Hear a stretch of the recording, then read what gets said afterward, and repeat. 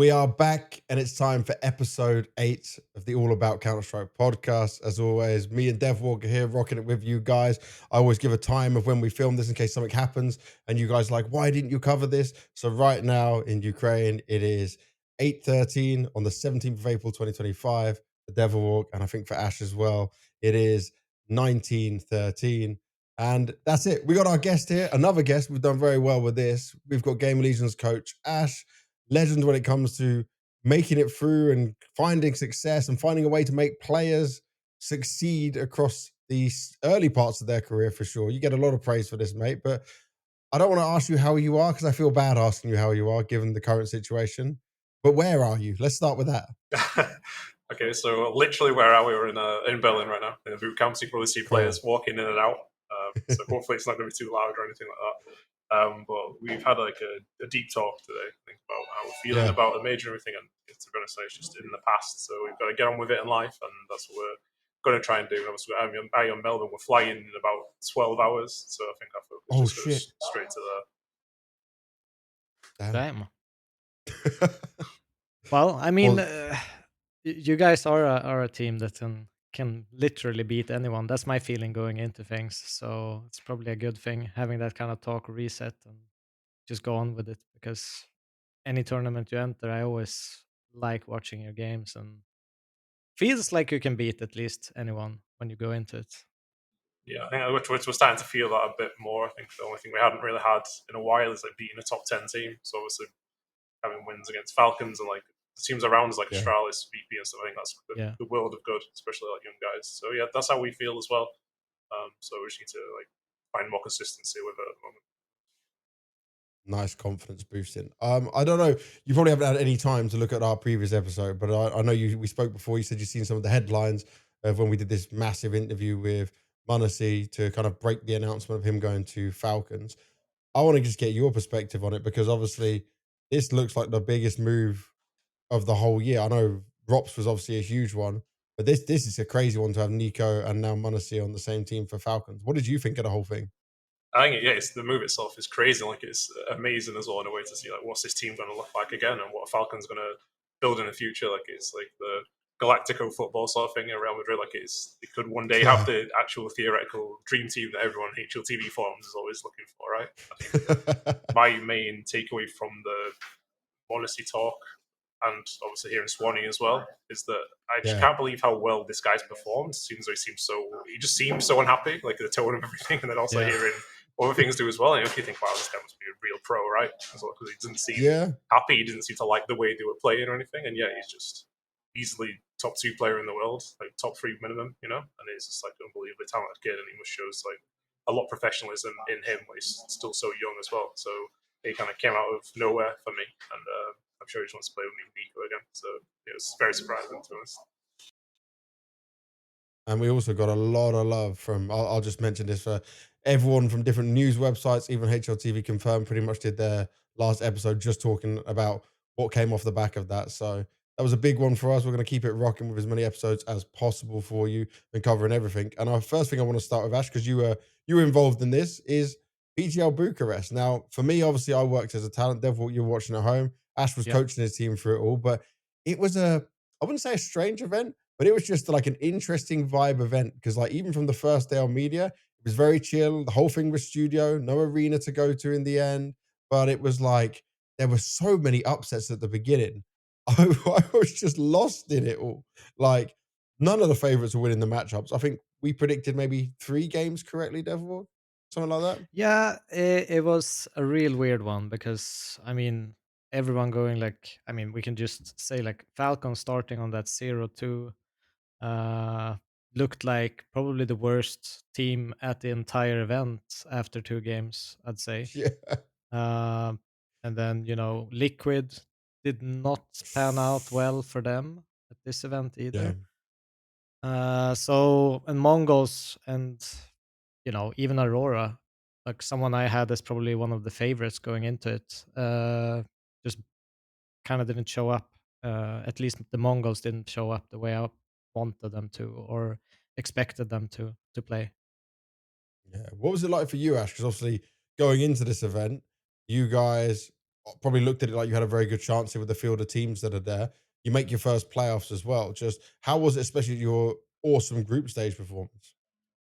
I think first off, I felt a little bit aggrieved, to be honest, with the way it started, because we were seed 9 and we have to do the Hmm. Buchel system, right? So obviously, Yeah. the seed 9, you're meant to play the best seed in the entire tournament. And my kind Yeah, of assumption would be that by playing the best seed in this tournament, if you lose, you would get like the guaranteed easiest fixture on terms of seeds, right? And it seems to make the most yeah, logical yeah, sense, because otherwise, why not just make Yeah. first against 16? So when this game happens, and obviously we have a semi-close game against G2, and didn't go our way from like experience levels. I think we're kind of just a bit behind still. Then to go in the next game and everyone, all the top seeds losing, we somehow end up being nearly one of the bottom teams of the entire tournament. So I don't really understand what our benefit was at all in being seed 9. Like it felt like in the comparison, like VP played six team 16th and they're one seed ahead of us. So they, in yeah. theory, they just get the easiest game. I don't know who they played, but in theory, they get the easiest game. We get the They hardest they game. they had the Chinese team. They had Rare Atom, Yeah, and then so obviously and they lost. they get the in theory easiest team, but then also they had a higher Yeah, seed than us when they lost still. And I don't really understand how that isn't making any sense. Like for obviously for G2 it seems a bit nicer for them because they get easier games after the first win if they win as the first seed. But why yeah, in the ninth there's a ninth team are we doing this? And also when it just feels frustrating that when we are the ninth seed, we played the major and it was like best of ones, and then you think, okay, best of one, at least you have like an outside chance of it being random. But then Bucharest, like, oh no, it's best of 3 against you, so you have to win a best of 3 against a number 1 seed. And then the downside is if everyone loses, we just get a hard game as well. So that just doesn't Yeah. seem to make any sense. And obviously, when we play online, we're the number 2 seed, and then we have to play a best of 1 against. Instead of being a best of 3 now, we have to play best of ones against Namiga or anything. So it just feels like we're getting the wrong side of everything in that way. And I just kind of felt yeah, that it should be structured in a way. Like I know the system is to make more sense later in the tournament based on like how the opponents are doing, but it just feels like in the second round, it makes no sense. It makes no sense. Why at the number 9th seed are you being punished this hard? Like I'd rather be 16th. It seems significantly better, obviously, for the first game. Yeah. You have a chance to I win. think so It too. just feels like you're going to lose, and if anyone else messes up, you suffer for it. So Yeah. yeah, I think from going from like that and then going recovering and having to like obviously play against Falcons straight away, who are they end up winning the tournament. That's our 0-1 game, and obviously they're going into the yeah, tournament in really good form. That kind of feels like already that you're in a bad way in a way. So to recover from that start and then make the playoffs, I mean that was kind of a bit magic from us in a way that we have to do like the super hard way and then also beat MVP as well. It just felt like we had to play 3 top 10 teams in a Buchel system where we're ranked 9th, and it just doesn't seem right just because all the seeds got messed up. And it's not our fault for losing to the number 1 seed, right? We're meant to lose to the number 1 seed. So, Yeah. Yeah. I mean, yeah, we can say that maybe we should do better against G2, and people seem to think we could beat them, but we didn't. And then, like, oh, well, he's Falcons, like, it just doesn't seem yeah. right in the system. So, like, it's probably better than some other ones, but the second round doesn't make any sense to me. I mean, there's always been this kind of issue with the bookholds, though. Like even looking back at past majors where you have or qualifyings for majors like RMRs, there's always been like one team has this like super mega easy route where they're not be like facing any opponents at all, and other teams are like facing the top 3 teams in the brackets. We've So been on the there right side of this is, sometimes as well, to be fair. yeah, It just and doesn't seem right. but it's boring to some extent, especially when so much kind of stands on it, so much weight in it, and especially if you go into like a best of ones scenario, and you start losing and just yeah, it's a bad system, but unfortunately there isn't really a good one in this kind of Yeah, group stage. agree. I want to come into playoffs looking at this because I think obviously if we look at group stages, the obvious disappointments are Mongols, like not making it through to playoffs. They were obviously expected to do it. Astralis can considerably still don't look good. Like I'm very worried for this team. We'll come to them when it comes to the MRQ later, but I think those are probably the biggest disappointments, right, Devok, of what we looked at. Yeah, 100%. I mean, I expected a little bit more of Liquid. I can give them kind of a free pass because it's like the first tournament with Shui, Yeah, and they haven't really.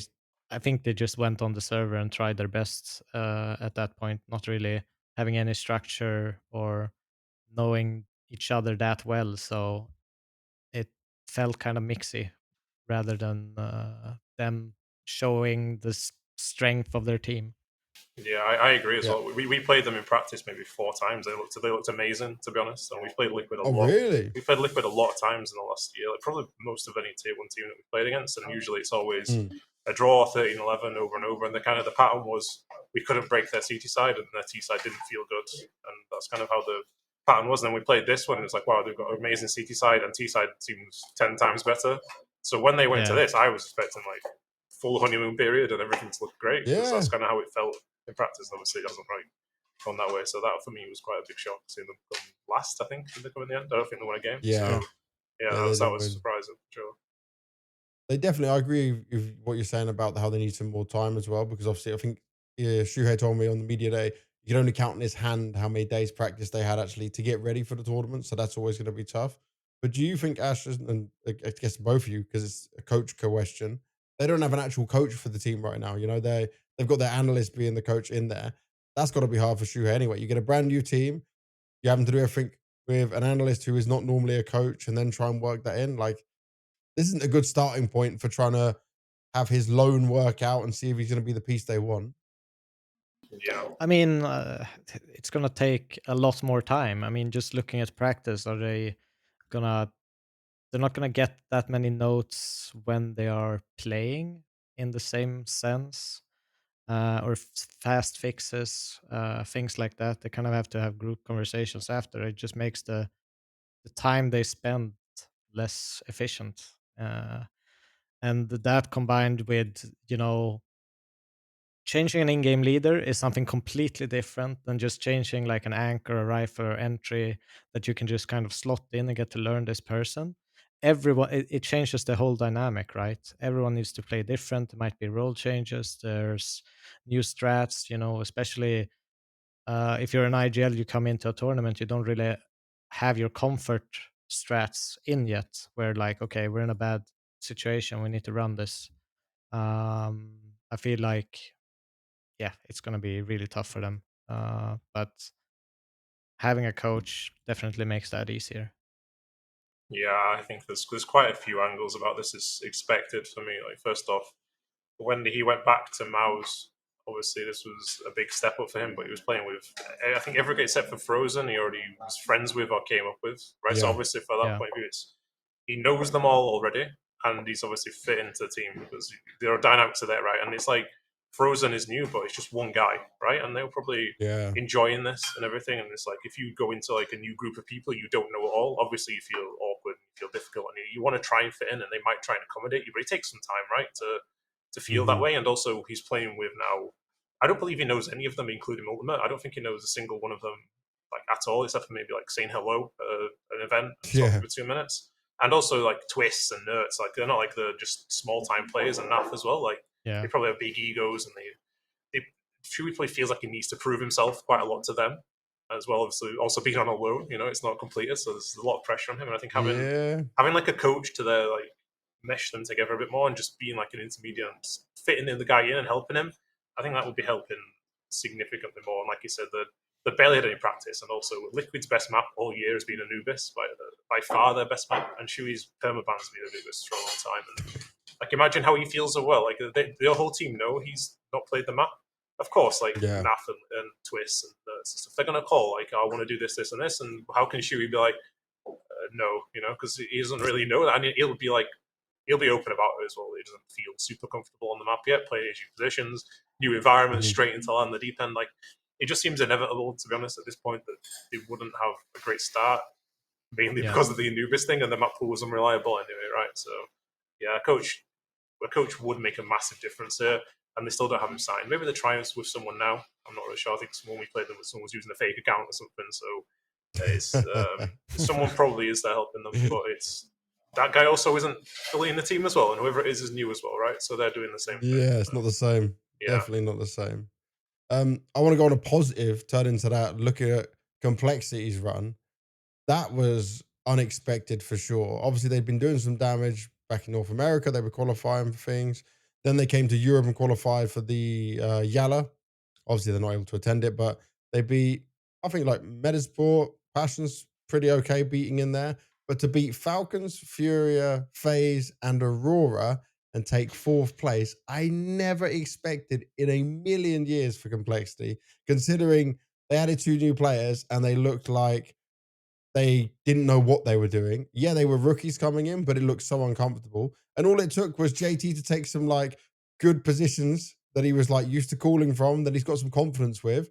And now they're all back on track. Like even Grim was fragging out. And I think Sixy, if that's how he should say his nickname, I think he was the one that most impressed me of like hugely improved. That was crazy. Yeah. I Yeah, I, go, sorry, go. I agree. No, but I think what's so impressive about Complexity is not like big name players. They're just taken. I mean, similar to what Ash does with several of his teams, right? Just take the natural pool of talent that is there, bring them up. It's not buying out massive, players that already have all the experience on this level. They actually have to kind of teach them the ways of it, and to be able to perform with this lineup. If you look on paper, it doesn't look that great, but what they showed on server is so much more than the sum of its parts in some way, that it makes it even more impressive. Yeah, as the thing that strikes me with this team is I think they were on like a massive losing streak, right? A huge Yeah. They losing lost streak. all the lands in Europe. Like everything they Yeah. attended at the beginning of the year. Let me just look. It was like North American events they did fine in, but they didn't even win games. Like they went to Katowice, lost to Eternal Fire and Liquid. They were in They weren't Blast even Bang, yeah, they they just weren't winning lost to maps. I Virtus don't think they were Pro. even winning maps, Yeah. to be honest. It was 0-2, 0-2, 0-2. And then Inclusion of Poker was 0-2, 0-2. They beat Imperial Valkyries, the female team 2-0. Then they lost to Saw 0-2. So like everything was 0-2 against like opposition that they should have been at least somewhat competitive about.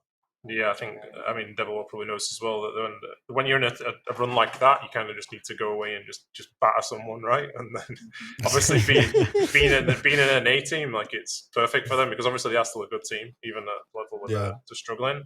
And they go back to NA, they win a few games, and suddenly they go into this tournament red hot out of nowhere, having a massive losing streak. And for most EU teams, something they wouldn't play any online games. So I think that has helped them hugely. And they come into this tournament, it's a completely different team, and it kind of shows like people kind of mock the mental coaches and the people that are just focusing more on the mental side of things. But this, how can you say this is suddenly tactical? They went from just horrendous to like this, and also they changed the coach as well. They just undid everything. They got no coach, by the way. They got zero. Yeah. Like Messioso's the manager / everything right now because Complexity doesn't have any budget to hire anyone. Yeah, so there's no way they just binned everything and everything works. I think the structure was all there, but then just a little bit of change, a bit of confidence, and it just shows what the difference of confidence can make, right? Because this team looked like it had zero potential or future or anything, and then suddenly, like, wow, this is a team that almost wins the event. And I didn't get to watch them play and see like how they were doing it, but there must be something. They actually played really about it. well. Like it was super structured. I think you had like Nick's. How do you even pronounce his name? Nick I have X, no I guess, idea. or Nick Nick's, Nick X. But he was like a super solid anchor. He was, shifting his plays up all the time. Didn't feel like a scared, like I've probably seen them in the past, where they just kind of give the space to the opponent constantly. They're making plays and making, the other team feel annoyed to some certain degree. So I was really impressed with them, and also like Halserk massively stepped up. Yeah. He was great. And Grim kind of finding his kind of form before Elise got there. If I remember correctly, I think he was quite a high performing player for them before Elise joined. Yeah, he was. And then he kind of toned He was like down. a star player before he joined Liquid, right? And he didn't get any of it. Yeah. And then he joined Complexity, and again, obviously, then Leech comes, and he's probably felt frustrated drops for off. probably felt like frustrated for the last year. Then finally, Elise leaves, and that's the whole question mark of Complexity: is how do you replace Elise? And you go, Grim, please be that guy that we thought you were, like when you joined Yeah. Liquid. And now it looks like, yeah, maybe he's ready to step up in that way. And if they're able to do that, and it gets more out of the team, then suddenly you have a team that could actually, he could have like a good future. And also playing the way he did there when Op was struggling so hard, like that gives them like there's potential in this team to keep. Like no reason why they couldn't keep this going, right? Since they have solid pieces. Yeah. Yeah. It's a funny story about Halser because when we were at the event, so like, we had all the studio tables down. His table, for some reason, no other tables had it, had this like PGL Bucharest mouse pad that takes up the whole desk. And then for the first game, he just played on that as well as like his mouse pad on top of it. And then, bro, when they won that first game, he asked the admin to like write down the height of the table. He said, I want this mouse pad at everyone. Like he was in his own head of like, this is the God setup. This needs to come with me everywhere. And that was so funny, bro, because I was doing the interview with Grim, the first interview, the winners one. And then all of a sudden, I'm seeing this admin next to me pull out a fucking ruler and like check the height for him and give all this information to Hulzak. And he's like, can I have this mouse pad? But it's so funny with players sometimes, you know, like I know like Flat Throw used to be like that. He would change mouse every time, and then anytime he had a good like game, this is the mouse, this is the mouse, you know, I need to use this with this sense. And you just create this kind of like weird things in your head about it. Yeah. It's I'm not sure you even have uncommon, some. right? It's not even uncommon. No, it's happens like all the super time. common. I do it, man. If I play one good game with a good crosshair, in my eyes, I'm like, yeah, it's definitely the crosshair. It's nothing to do with me, and that's it. I'll keep that there forever. Yeah, so it's a way to like minimize this. It's a trick your brain a little bit, you know, minimize the stuff. Yeah. I mean, the downside, placebo obviously, effect. yeah. I mean, the downside is it just you have an inconsistent setup all the time, so you're probably not going to be the most inconsistent, right? But it stops people from tilting sometimes, so it's not always bad. Obviously, it's like I would not Oh, you advise said people about change tilting. resolution after every game and stuff. You know, like it's probably like you said about tilting. That's actually a change that Hulzerk's made as well. Because you remember we had thread after thread about him smashing the desk and smashing his chair and getting full tilted. He's actually did a lot less of that. Seemed more positive as well. So he must be just a nicer teammate to be around. I think I saw him in the broadcast though yell a well, it's both Swedish. He was yelling at the teammates. It was good. Oh, I saw him once yell, and this is just Swedish for pussy, like fitta. I've heard that one a lot. Yeah.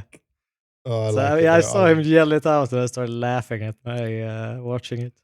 We need that. We always need that. I want to ask you, Ash, to start with on Aurora, because obviously they went under a lot of pressure from community when they changed organization. Obviously, they went from Eternal Fire to Aurora. Seemed like the players didn't even know too much about what was going on. They got a lot of like social media backlash. They still make playoffs, but again, they lose to complexity and then they don't win a game in playoffs. Like, this is a studio environment playoffs. I actually put them as one of the favorites to win the whole tournament. Like this is this a worrying sign that they just can't even do it when it comes to a studio environment as well? Or do you give them a pass because of the change? No, I give them a pass. Like, it's weird because like everyone expects everyone to be better all of the time, and they don't value consistency. Now, maybe I'm wrong, but I think I'm right. I think they make playoffs every single event this year, and yeah, exactly. I don't know if it's because people just don't like Turkish fans or something, like winding them up. So they're like, oh yeah, Eternal Fire not tier 1 and stuff like you see all the time, right? And they're just saying to put them down. But what more can you ask? Is any other team like maybe something like Vitality and maybe Spirit of any other team like made playoffs every tournament this year? And they changed players, you know, at the start of this year. And it's not like they have huge budgets and a huge talent pool. They basically picked the best 5 Turkish players and made the best of it, and they're doing amazingly. So I'm not even like, well, we just expect them to win like every tournament now or something. Or I don't know. I genuinely think they will win a tournament soon, but obviously the teams are really strong. We've got Mars, Vitality, and Spirit are just looking like potential all-timer teams at the moment. And then you have a Turkish team that's like coming out of nowhere, still upcoming. I'm not surprised that they're not instantly winning things now. And I'm more impressed that they keep doing it, even if they probably here disappointed that they lost to, I think, Complexity. I think they were knocked out of. Of course, like, they're disappointed in that, and that kind of shows how the standards have risen. Because the Eternal Fire, I knew back when I was playing a year ago, and I'm sure you had the same develop. It was like they were top 30 team all the time, and if you played against them, they were easy to play against. So probably the easiest team to be prep against anyone. And we had like a 10-game winning streak or something against them. And every time I played against, like, oh, you know exactly where all the players are going to be all the time. They're never going to change. Your prep's the easiest thing in the world. Can you out-aim them on the day? Maybe that's the 50-50 bit because they just always get sick headshots all the time, you know. But now it's not. It's completely different now. Like, maybe it's not the most evolved thing tactically still, but it's completely different to how it was back then. And the X Factors they all have like an X Factor. Every single one of them. You put any of them in a clutch, including the major, they can win them, you know. So yeah, they're going to win a trophy soon, in my opinion. I think it's a matter of time. They just need the other teams to drop off a little bit, keep progressing.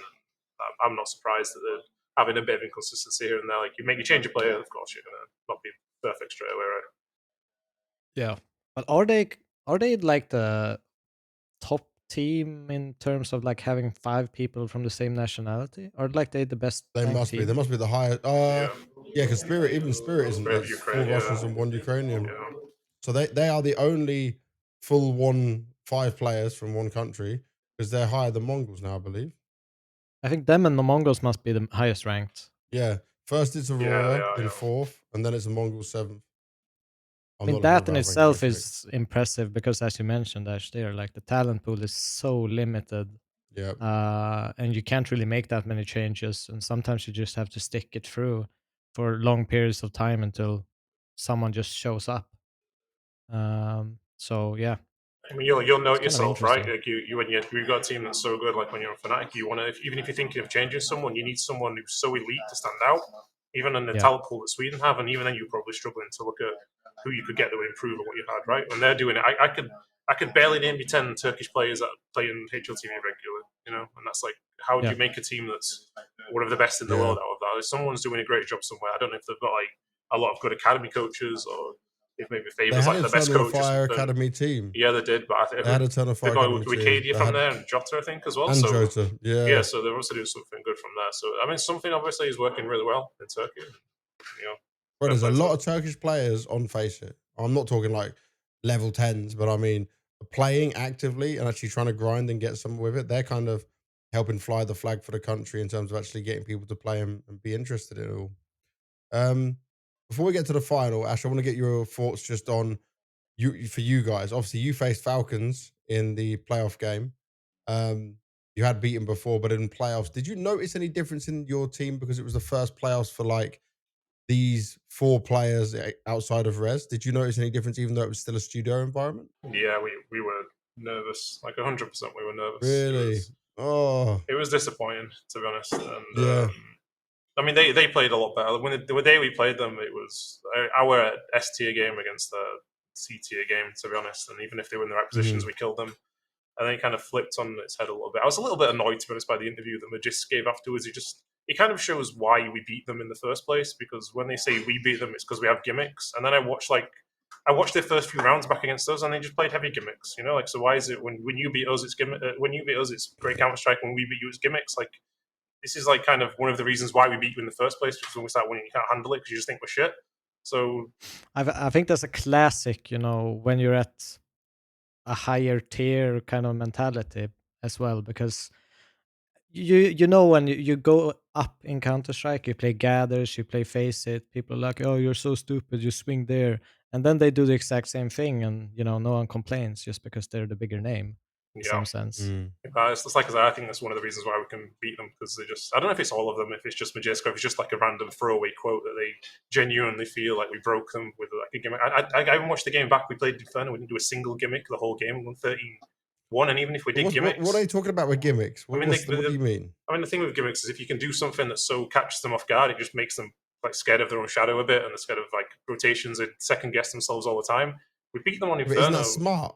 I mean, it Well, is it's like in a way, all in but place. It's like no info. yeah, it Kind feels like you're losing randomly. So next time you're like, oh, I don't trust this smoke because they might just walk through it. And in that sense, you know, fair enough. We beat them on Inferno, playing T-side, and go watch the game. We didn't do like a single gimmick the entire game. And even if we did gimmicks, we'd have to like have the best. Like, I'm the best coach of all time to win 13-2 to this point, you know. So like, I'm not saying like they are one of the best teams in the world. Like, I'm not like downplaying this or anything, saying we're as good as them, but it just feels like super disrespectful. And then obviously next time we play against them, you're just giving us ammunition to play it back against you again. So it just feels it's just a bit annoying that you why even try and downplay us? Like, it was embarrassing for you, even if we did gimmicks, you know, like, just get on with it, be humble with it. You expected to beat us 10 times out of 10 times anyway, so it's a bit annoying. Did he but do an interview after he lost to you? No, it's after they beat us. He said that one. Like, I mean, fair enough. Like, you beat us, and I'm like, I said to the team before, and like, they're gonna be super hungry to beat you now, and we know that we're not just like better than them anyway. Like, we're not deluded about anything like with this or anything. So we were disappointed because it felt like we just couldn't play our game style. And they did gimmicks against us on Ancient, the first and second Byron. Like, Kixon just ran through the window smoke instantly, rushed all the way from middle through the window smoke, killed 2 people.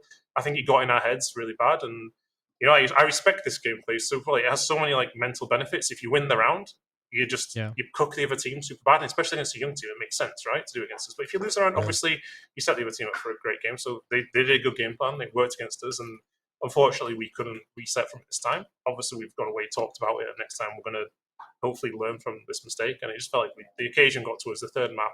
I was disappointed by the way we played. We were all disappointed as a team. It kind of shows the level that we've kind of risen to at this moment. That we played against a team that won, and they were the best team in the tournament, and they were good going into the tournament. And we beat them, and we nearly beat them a second time. Like, that was super close to the end. So obviously for us, there's lots of positives to take away from that, and there's lots of lessons as well. So next time we'll go into it hopefully with a bit of a better mentality. But it's like I said with Eternal Fire, right? As soon as they have a deep run and win a tournament, then they're going to be better. But until they get there, it's just you make a few failures, you lose the complexity, and you think down about yourself, and you go away and you learn about it. And eventually you win one. The same with like Mouse and playoff stages and stuff, right? Everything will click then. For us, we're kind of just in the very early stages of our development, and I'm super proud with how we played and everything. It's just at the end, it was just disappointing to lose the way we did, because I just didn't feel like we played up to the level. We just kind of slowly faded away, and there's nothing more annoying than when you feel like you're going to win a series, you win the first map and you think that's it, it's there to be taken, and then you kind of just fizzle out. So it was super good from as well, so loads to learn from. Yeah, I mean, 13-7 Inferno, and was it that where you felt like you kind of fizzled away on the Inferno? Yeah, it was both maps, to be honest. The Inferno was, Yeah. I think Inferno would just been a bit stale recently. We've been focusing so much on other maps, and T-side, we were one of the best rated for quite a while on T-side, and it was really good for us. And then we went to CT-side with a lot of confidence, and our CT-side was rated the best in the world. And it just feels like recently our T-side, we've just been broken too easy. We've become a bit too predictable, and half of our game plans have just been change this. And I've talked about this before. So you eventually, if you change enough things enough times, but you're not practicing something, you just kind of get away from what you're good at. And that's kind of what we did. Instead of focusing a heavy game plan on B, where we've been super successful and playing off the back of it, doing naps, cops and things, we've kind of been like, okay, we haven't been using A. Well, let's start using A more, A defaults, pushing pressure on A, and then going back to B. And obviously, it should be like a small change, but we haven't practiced that way as much. And it's kind of been a bit of a mess. So we've gone away practicing now, obviously, but when we lose Inferno after winning Train, I mean, it obviously gives a lot of doubts, because we expected to win Inferno. We just beat them 13-2 as well, right? So yeah, it's in your mind. Yeah. It's one of those things, though. But it's always like you practice for 2 months, you play a tournament, you're smashing on this one map, you move away from it because people are gonna start picking this map, or they start veto your map, so you don't practice it as much. So you only have a set limited time of choosing what weekly practice you're gonna do. You're not gonna do most of the time, not all 7 maps in a week. That's not possible if you want it to be efficient. So is that kind of playing into it, where you've kind of stepped away from a map you're really good at to be better on others? Yeah, it is. And you can see, if you play against us and you play Train, you pick Train, because we lost 13-5, 13-2, and then maybe even 13-2 again. So obviously, when you go away, we can't have a situation where we just lose 0-1 every time in a series. So we went away and we fixed that, and that map was looking amazing, probably our best map in practice. So when they picked it, it wasn't a surprise for us that we won that. But obviously, you just can't balance all 6 maps or 7 maps you play them equally. You have to put focus somewhere, and when you have a best map, you go, okay, probably they're not going to pick it anyway, so we don't have to worry about it too hard. We probably have enough, unless we're playing a team that's really good in Inferno. Then we won't pick Inferno, we'll pick a different map instead. And that just kind of gets pushed down the pile, and then you realize it's not as good anymore. Then you go and fix that, and then another map gets worse, etc., right? So half the time when you're doing a veto, you think you've got a team there and beaten, but actually they've changed everything. So it actually doing a super outdated view. And I've had so many times, by the way, where you plan to pick a map, and the other team picks the map, and you're like, oh, so something's changed here. So it gives you a bit of a scare. All right, we also just look quickly at the grand final. I'm going to ignore FaZe for the moment, because I feel like third place is okay for them where they're at right now. They're just grinding through things. The final, I would just say, I would call this the conflict of interest final, because it had to be we're so fucked in CS if our grand finals is where a player has already signed for the other organization and they're playing against each other, and we're just thinking this is normal. In my mind, I was very much, okay, this is great. Honestly, wins the last trophy for G2, takes MVP, and then goes off to Falcons, and everyone's happy. Never did I expect what we got instead. G2 played ass. This was terrible. Watching the games go down, I don't know about you, Devilwalk, but I was at times even embarrassed for him. Sometimes their rifle, like Munsey was doing good. I think it was on the Mirage, right? That went first, but then it was just like the rifles. They'd be in advantage situations. They'd have the plant down. They'd have sight control, and they just whiff or throw rounds away. Yeah, but I also think like it's such a weird scenario when you have the player that is kicked is the best performing player in the game. You know, Yeah. it's just axed and it's just going Super Saiyan. Dexter's having his moment. He's like, okay, this is my last run. I'm Yeah. gonna be incredible. Don't you think we've been robbed of some drama, by the way? Because it seemed like Dexter was going to post like the angriest post-game tournament. Bro, Oh, they yeah. didn't win. The Yeah, zero. so- If they went 0-3, We were going to have so much drama, and instead we just got like, the most wholesome Dexter ever. It comes after, it's like, oh yeah, this is great, Bro. this is great. His 180, I'm gonna say, is a bit down to like the mental approach and what Lars does for Falcons. Even though Lars wasn't there in person, I didn't see him once, but they talked to him all the time, and he's like the performance manager. Obviously, he did all the success with Astralis and Vitality as well.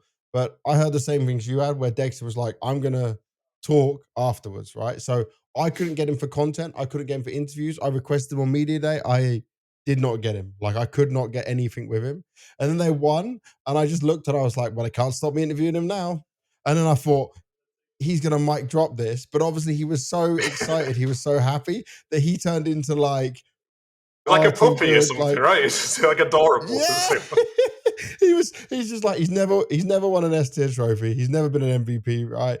And obviously it's good way to go out.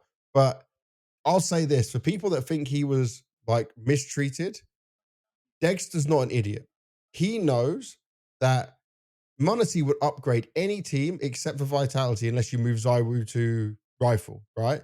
Munsey is an upgrade for every other team, even Spirit, whatever you want to say, Munsey's an upgrade.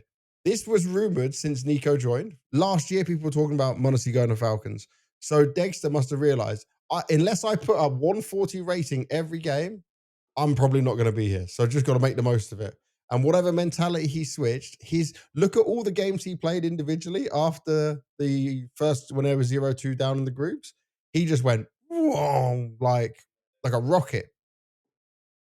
yeah. I also think Dexter is kind of a weird player, though. If we're on the topic of him, because he makes so Why? many micro mistakes in a game, but Yeah. gets like somehow he gets away with it. He's always caught in like weird position, manages to get the kill anyways.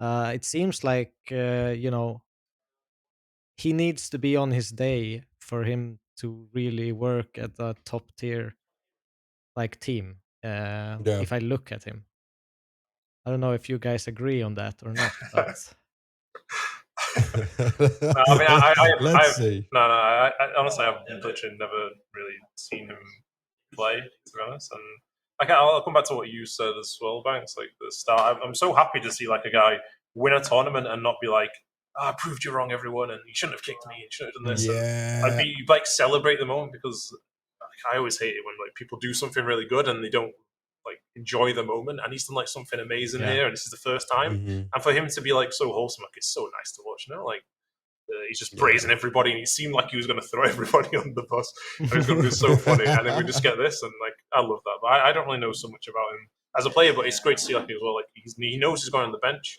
There's two ways you can go. You can go horribly, or you can step out and show what he can do. And now, hopefully, from this, he does find himself back on the team again. I don't know if he went into the Falcons project knowing he was going to get benched, or knowing that they needed the core, so he was going. He has to have known. He has to have known. You think there's this suspicion, but I think also players, they rate themselves a lot, right? And you think, I'll perform. It's fine. A new team, everything. I'll be great here, and new coach. It'll be much better. Like I imagine there's definitely like a bit of that there somewhere at the same time. But it also felt like to me, Heroic were going to kick him from the stories and stuff that were going out. So kind of went into Falcons and having nothing to lose anyway. So like, why would you say no? It seemed like they were getting rid of him from all the interviews and everything.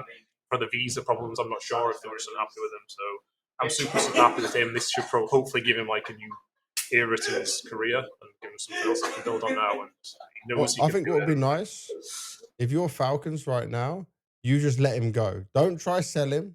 Don't try put him in some contract jail. Of all teams that don't need the money from like selling him, just let him go as a free agent and do what he wants, because I do feel sorry for him that he is very fucked at the moment.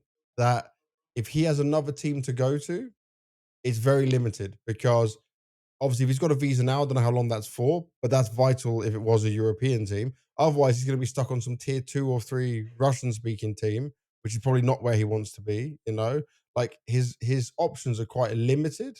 So if Falcons were to do the right thing in my eyes, just let him go, let him be a free agent. Don't try sell him. Like, just help him get progress as quickly as possible. I kind of liked when I watched HLTV with Swanee.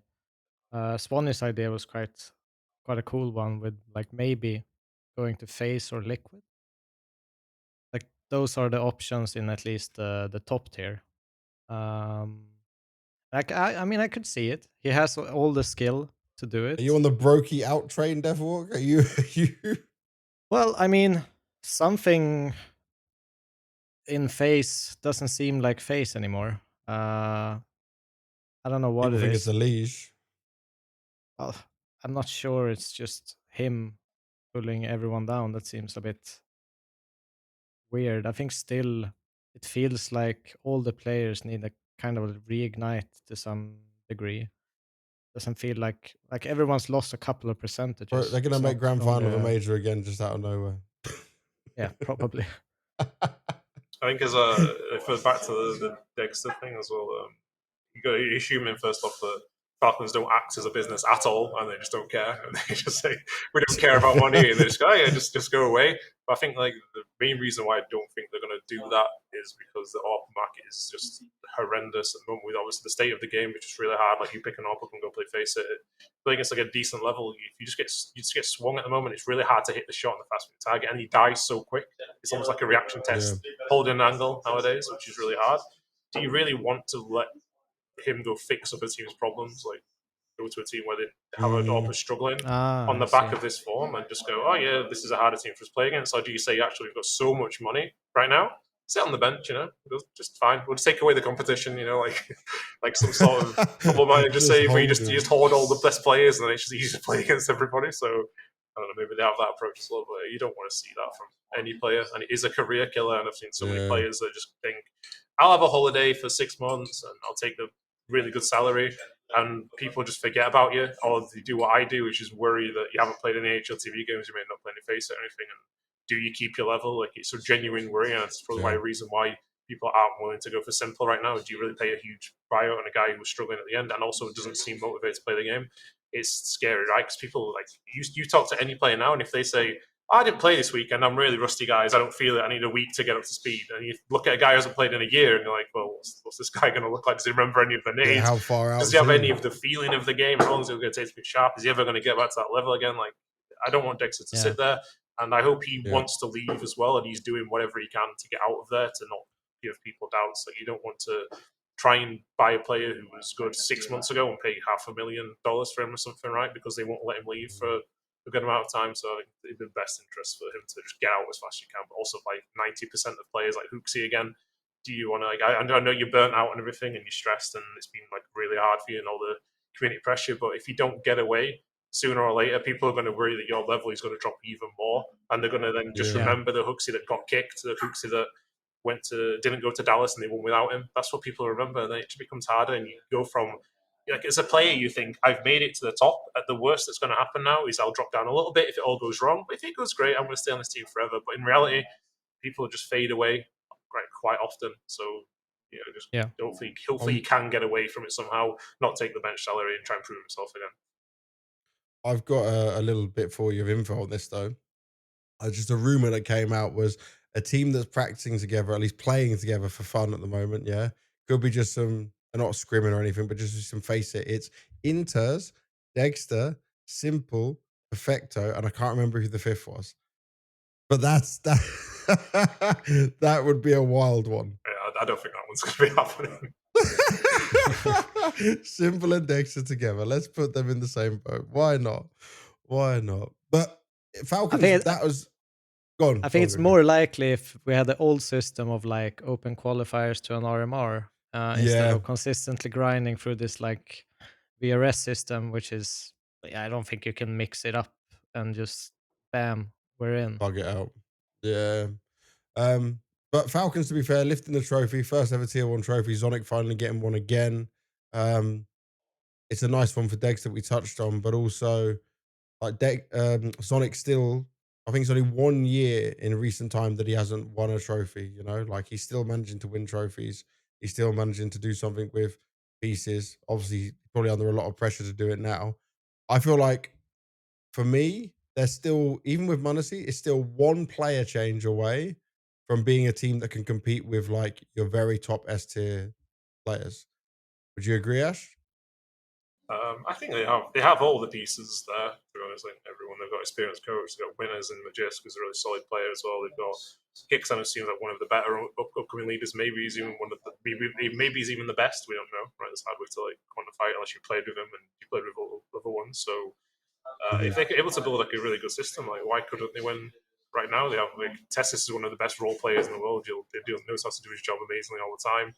You've got one of the best AWPers in the world. You've got the best rifler in the world, like who isn't named Dong, and they should have good Yeah. structure. And I'll just say as well, like I'm super happy for someone like Zonic because when you're a coach of a team, you don't a lot of the time get a narrative around you. Either you're rubbish at your job or you're good at your job, yeah, and you've won all these trophies. And Yeah. imagine having an era like defined Counter Strike and all these different things, and people say, "Oh, it was just because of this guy, or just because of this guy." Like you even did it like yourself and with Falcons. You said the mentality thing. Like it's probably all on the mentality coach, right? But I guarantee they all had super deep meaningful talks, and they all tried to get it off chest. They all tried to help with it somewhere. And yeah, probably this guy, maybe he was like the catalyst for it. Maybe he was, but we don't know for sure. There's no way of knowing anything. Maybe it just clicked Yeah. and they all just fixed everything.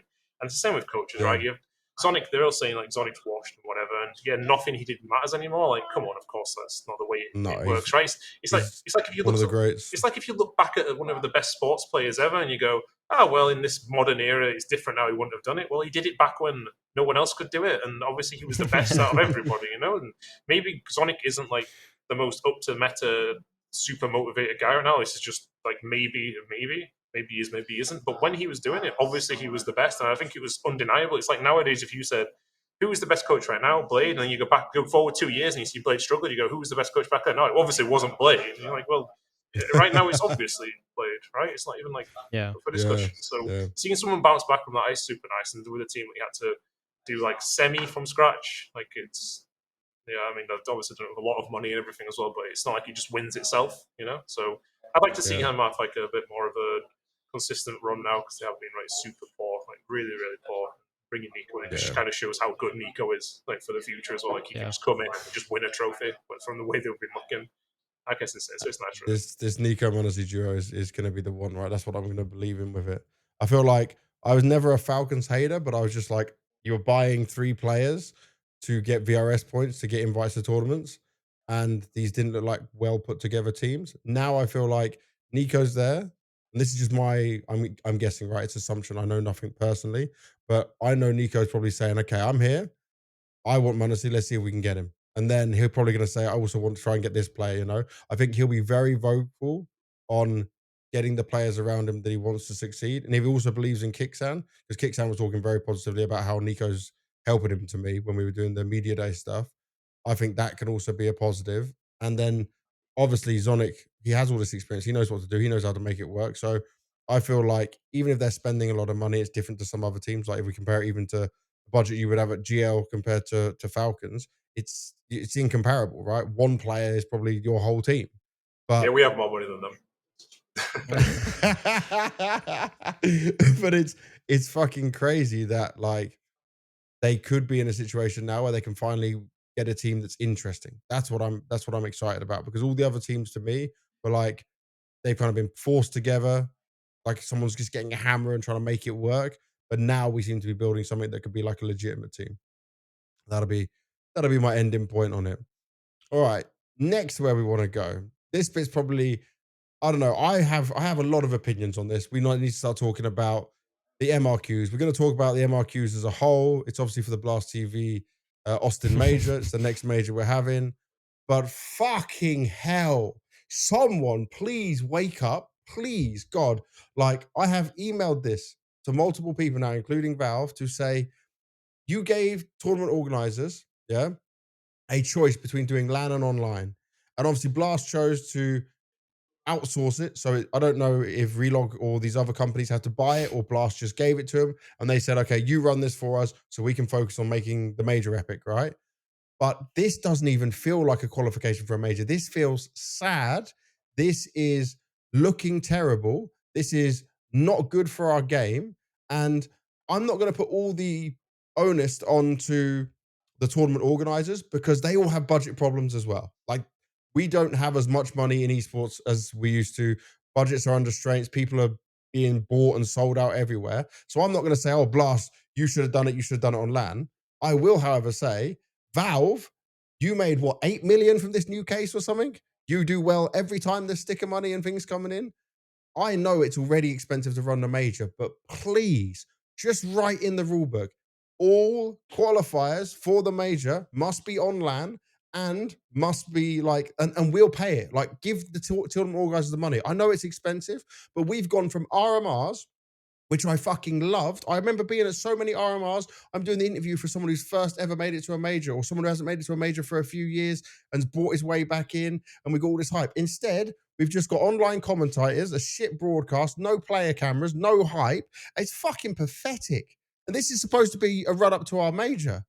And I know you're smiling, Ash, but it tilts me beyond belief. I don't care if they didn't even hire me. That's like, just use anyone. I want to see it. I want to be watching and feel that emotion. That's the whole point of the RMRs. And now it's just an MRQ, which is pathetic and online. Yeah, I mean, it sucks the energy away from it, and it Yeah. doesn't really make you motivated to, as a viewer as well, to watch it. Because I think one of the most special things about the RMRs or how it's been in the past is, as you say, like you see the emotions, you see an underdog story, and you just see them like kind of burst into this emotional euphoria of making it Yeah. to, an event they've watched people play and dreamed about for years and years playing this game, and it's the ultimate goal for most people to go to a major. And not being able to see that and just sitting online clicking through a post or like a thread, seeing someone qualified, and that's it. It Sad. doesn't, it removes so much of it. I mean, I would rather they go back to this like 2014-15, hire a old school gym hall and just put tables in Yeah. there and just Yeah. film it. Like, let us see the emotions. If that's the budget cut that is required, I'd take that As long as the over what we PCs are have good, now. as long as it's still LAN, we Yeah. don't need some fancy studio. I don't need lots of fucking lights and flashing cameras. But it's like, I don't know. I don't even see normal interviews being done with players, right? I don't. Have I missed them? Have I seen like people are I qualified? don't think And there's even text ones. Yeah. yeah, it's so rough. Yeah, it's the worst thing because if I think about what was like one of the most defining moments of my career, it's like qualifying to the first major, and Yeah, it changes lives and stuff. And like for Bad News Eagles as well, it changed lives. Like it Yeah. really did, and it mattered. It felt like it mattered. Like you were there. When we qualified, we all jumped in the pool fully, like with all our jerseys and stuff on, and like that was the story. And we did interviews, just celebrating. Like I remember we did a post game thing with Freya. We're like holding like the qualified thing to the major. Like there's so many little things that made that moment like super special. And then we're playing this, and I'm genuinely sat here. The reminiscence is like of the close qualifiers to qualify to the RMR. That's how it felt at this thing. Yeah. yeah. Like It is like that yeah, though. it's exactly how it felt, and it just there's no like passion to it. There's nothing. The official streams are boring. Like they're really poor. It's hard to even find them, to be honest. It's two of them, and it's just there's nothing about it. And when you down Rise used to play, you used to get like borderline 100k viewers, right? They're super interesting. Yeah. Really super interesting, like as well. And seeing players go to the first lands of things with lots of pressure, and instead we just have like the teams who are really good online were really good. This RMR, by the way, it's just unfortunately the way it is, and they dealt with it like the best. But even from like competitive integrity, it's poor because you don't have teams on the same ping.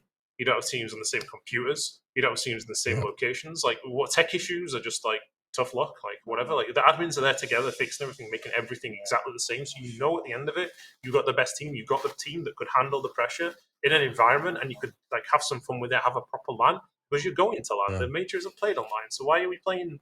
Like why are we playing like a 5-a-side football game to qualify to the Premier League? Like it makes no sense. Yeah. Like you should be playing the exact same situation you're playing at that one, and that's what makes the RMR so special. And there's huge money on the line, defining money on the line. We can't even see if people are playing legitimately. Like I've seen all the teams like requested like specific camera angles that show like the whole room and the monitors, and then we got sent a outline thing that just says, oh, if you have this angle and you can see like back of the monitor and everything, you're back on CCT again. I'm not saying that anyone here cheated or anything. They made it a little bit harder, but why are we doing this again? Like, I understand like for the tournament organizers, I 100% sympathize. Paying for these hotels, finding somewhere, hiring something all the time. Like you book out an entire hotel for people who don't know. There's barely a single person in the hotel. It's like all staff and traveling out all everywhere. You go to a separate location with time to like do everything as well. This is such a huge cost, but at the same time, I'm reading articles Valve making 100 million on case selling and stuff like this. Why are they not like? This is the competitive side of the game is so important, and this is like the RMR was like, oh, if you were with your friends, you could qualify to the RMR and to the major. And like, for example, Bad News Eagles again didn't have an organization, and they made ridiculous amounts of money, and it changed our lives.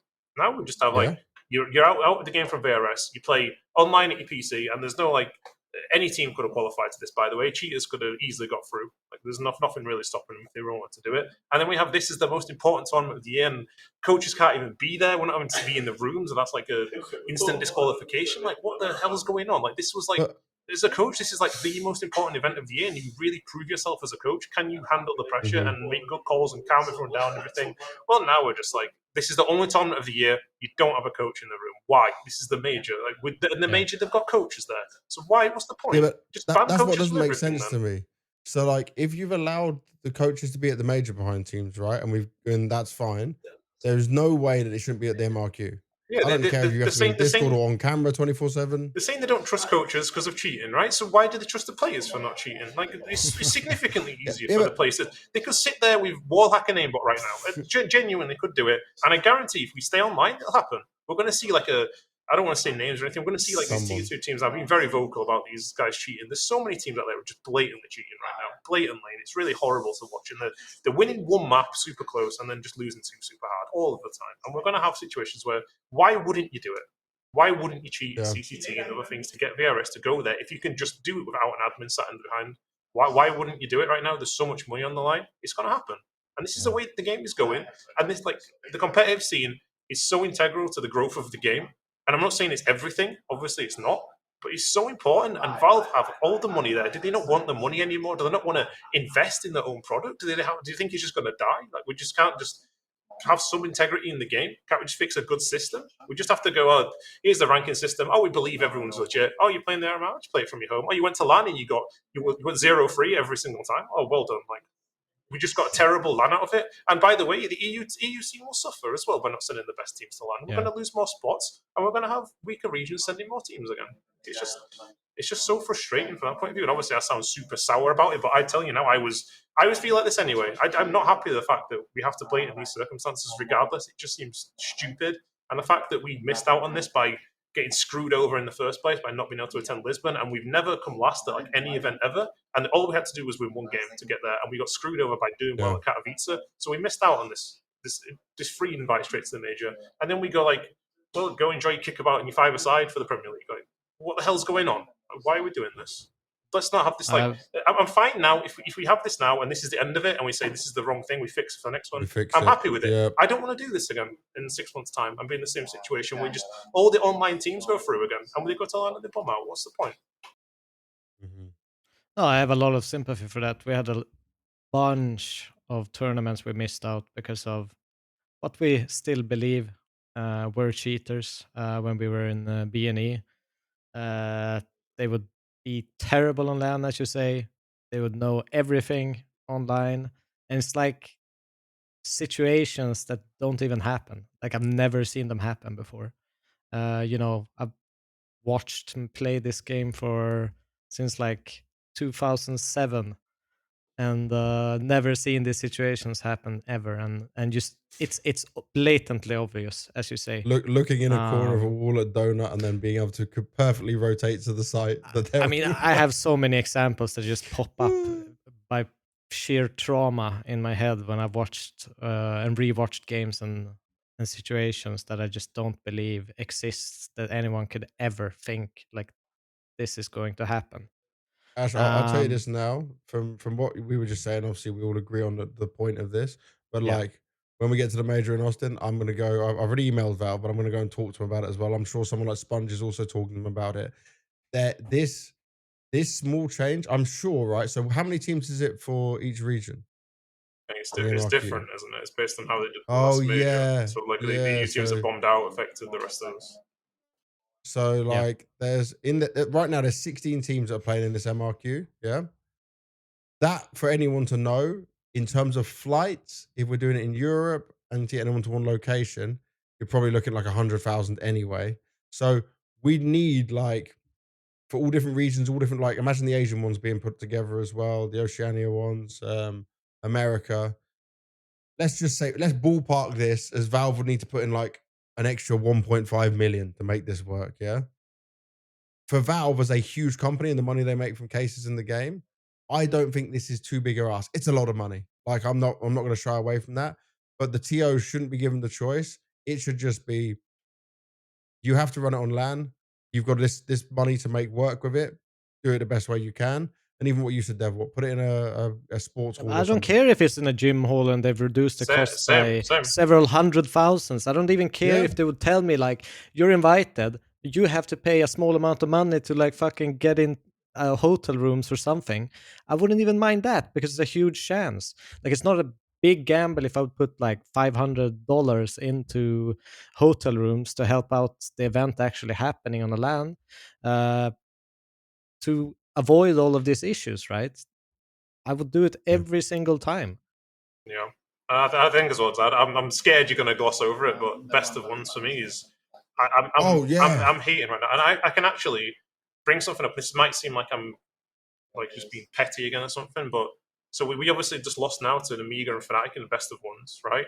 And I'm just Yeah. saying today, Yeah. right? So imagine the high that teams are on, right? By the way, so Metisport and Amiga, imagine the highs they're on right now, right? They probably feel Mhm. the best they've ever felt in their careers, yeah. I think we can agree on that, and they probably Yeah. feel like CS Yeah. is easy right now. Today, Namiga played against Gun 5 and lost 13-7 in a best of one. And then 3 hours later, Navi Jr. beat Gun 5 13-2, right? So keep that in mind. Like, so they got absolutely destroyed by Gun 5, who then got destroyed by Navi Jr., right? And this isn't like saying Namiga's bad or anything. It's showing, obviously, the point is that best of ones are just horrible. And then Metisport Random. are on like a big winning streak now, right? Obviously, like I said, they're probably the best they've ever felt. They play against GTZ, Portuguese team. They're on an 11-match losing streak, right? And they lost to them in overtime. So think about that as well. Overtime is like the most. If you lose in overtime, you never complain, right? If you lose them both pistols and you lose, you say, yeah, okay, fair enough, maybe we didn't win it. But in overtime, you don't say it's lucky or anything, right? And then Namiga just lost now to Eclot in overtime. So this is two teams that made the major. They both went 2-0, I believe, in that. And then they went through there. Now, the reason I just hate this is that we are meant to be the best team, right? And best of ones in this game, I've been vocal about this so many times before, so I don't think you could just say me a sole loser. That if you lose pistols now and one buy round because of prep or anything, the game is just done. And when we're playing like Anubis, for example, and you start on T side and you have lose the pistol and you lose the first buy round, statistically you've lost. Like I looked today, nearly every single team in the top 50 is below 50% win rate. And if you give the other team 5 rounds before the game even starts, you're almost lost. And then if they win the second round, they win a few clutches because the game's super close, the game's over. And you don't get to see the best team. And I've said this before as well, the best team is not winning a lot of time in no matter what. It sucks. So why then from this? We were almost out after the first day. And I'm saying as well, we deserve to lose both games. We were really poor. We were super disappointed. Our communication was poor. We didn't adapt to online CS. We were just getting pushed and flanked by Fnatic and Amiga over and over and over. Push, like they just didn't care, you know? And obviously, I'm not saying that they wouldn't do that at LAN, but it just doesn't feel like any game we played all year when we played both these games, and we didn't deserve to win. I'll say this like flat out now: we did not deserve to win. But to qualify from there, we have to win 5 best of 3s in a row. 5. Like what is this? Like so, if we win 2 best of 1s, we win a best of 3, we're through. But if we don't win these super random best of 1s, we're just almost out. And we have to be perfect. And unfortunately for this team, whenever we've done this, we've done it the hard way nearly every single time and had to go through this. But at least I could be there and actually do something about it. And now it's just like, oh, you lost 2 random games. Well, go win 5 best of 3s in a row. The best team will probably win, right? No, well, it just doesn't work like that, unfortunately. And we lost to Saw, and Saw lost straight away. And now Australis have just lost the BA. So, well, betas, my girlfriend always tells me to pronounce. So, it's just like we've just seen why are they existing right now. I thought the whole point of MR12 was that we can play more best of 3s and we can play best of 5s. But then at the major one, we're not even like in a hotel room, but adding extra days. We're sat at home or at our own expense, by the way, in boot camp. You think this is like free for Game Legion or anything? Yeah. Like, we're paying out of our own pockets to get screwed over and play 2 best of ones in a day. Why aren't we playing? Well, why does it matter how many days we play, by the way? It doesn't matter. We'll happily pay for an Not extra online. day to be here. We'll happily pay for that. And instead we're playing best of ones. And imagine how much pressure is on, by the way. Like, everyone's played Face It and lost with players that they know are worse, just because the game was, Yeah. you use both pistols, and you use a couple of clutches, and then you just lose anyway. How do you think that everyone feels like this? And I just said, like, with the examples, that GTZ team losing 11 games in a row playing against like that, the most confident, really good Metasport team, and losing that game. Can you imagine how much more of an egregious example can you get? Why do we have this in the system right now? Like, the whole point of going to CS2 was not to like delete things like this. Like, let's get rid of them. We should be back online. If we're not doing that, at least have best of threes. We can't play 2 best of ones and you're almost in the major straight away. You just can't exist like this. It's just horrible. And like I said, I want the best teams at the RMR representing the EU region, so we have more spots. I don't want teams that are just good online, just good in best of ones, just good at pushing teams, and they won't do it at LAN, and then going out there and just bombing out, and then next time we fight for 4 spots. If you don't go 3-1, you're out. Like, this is the way we're heading right now.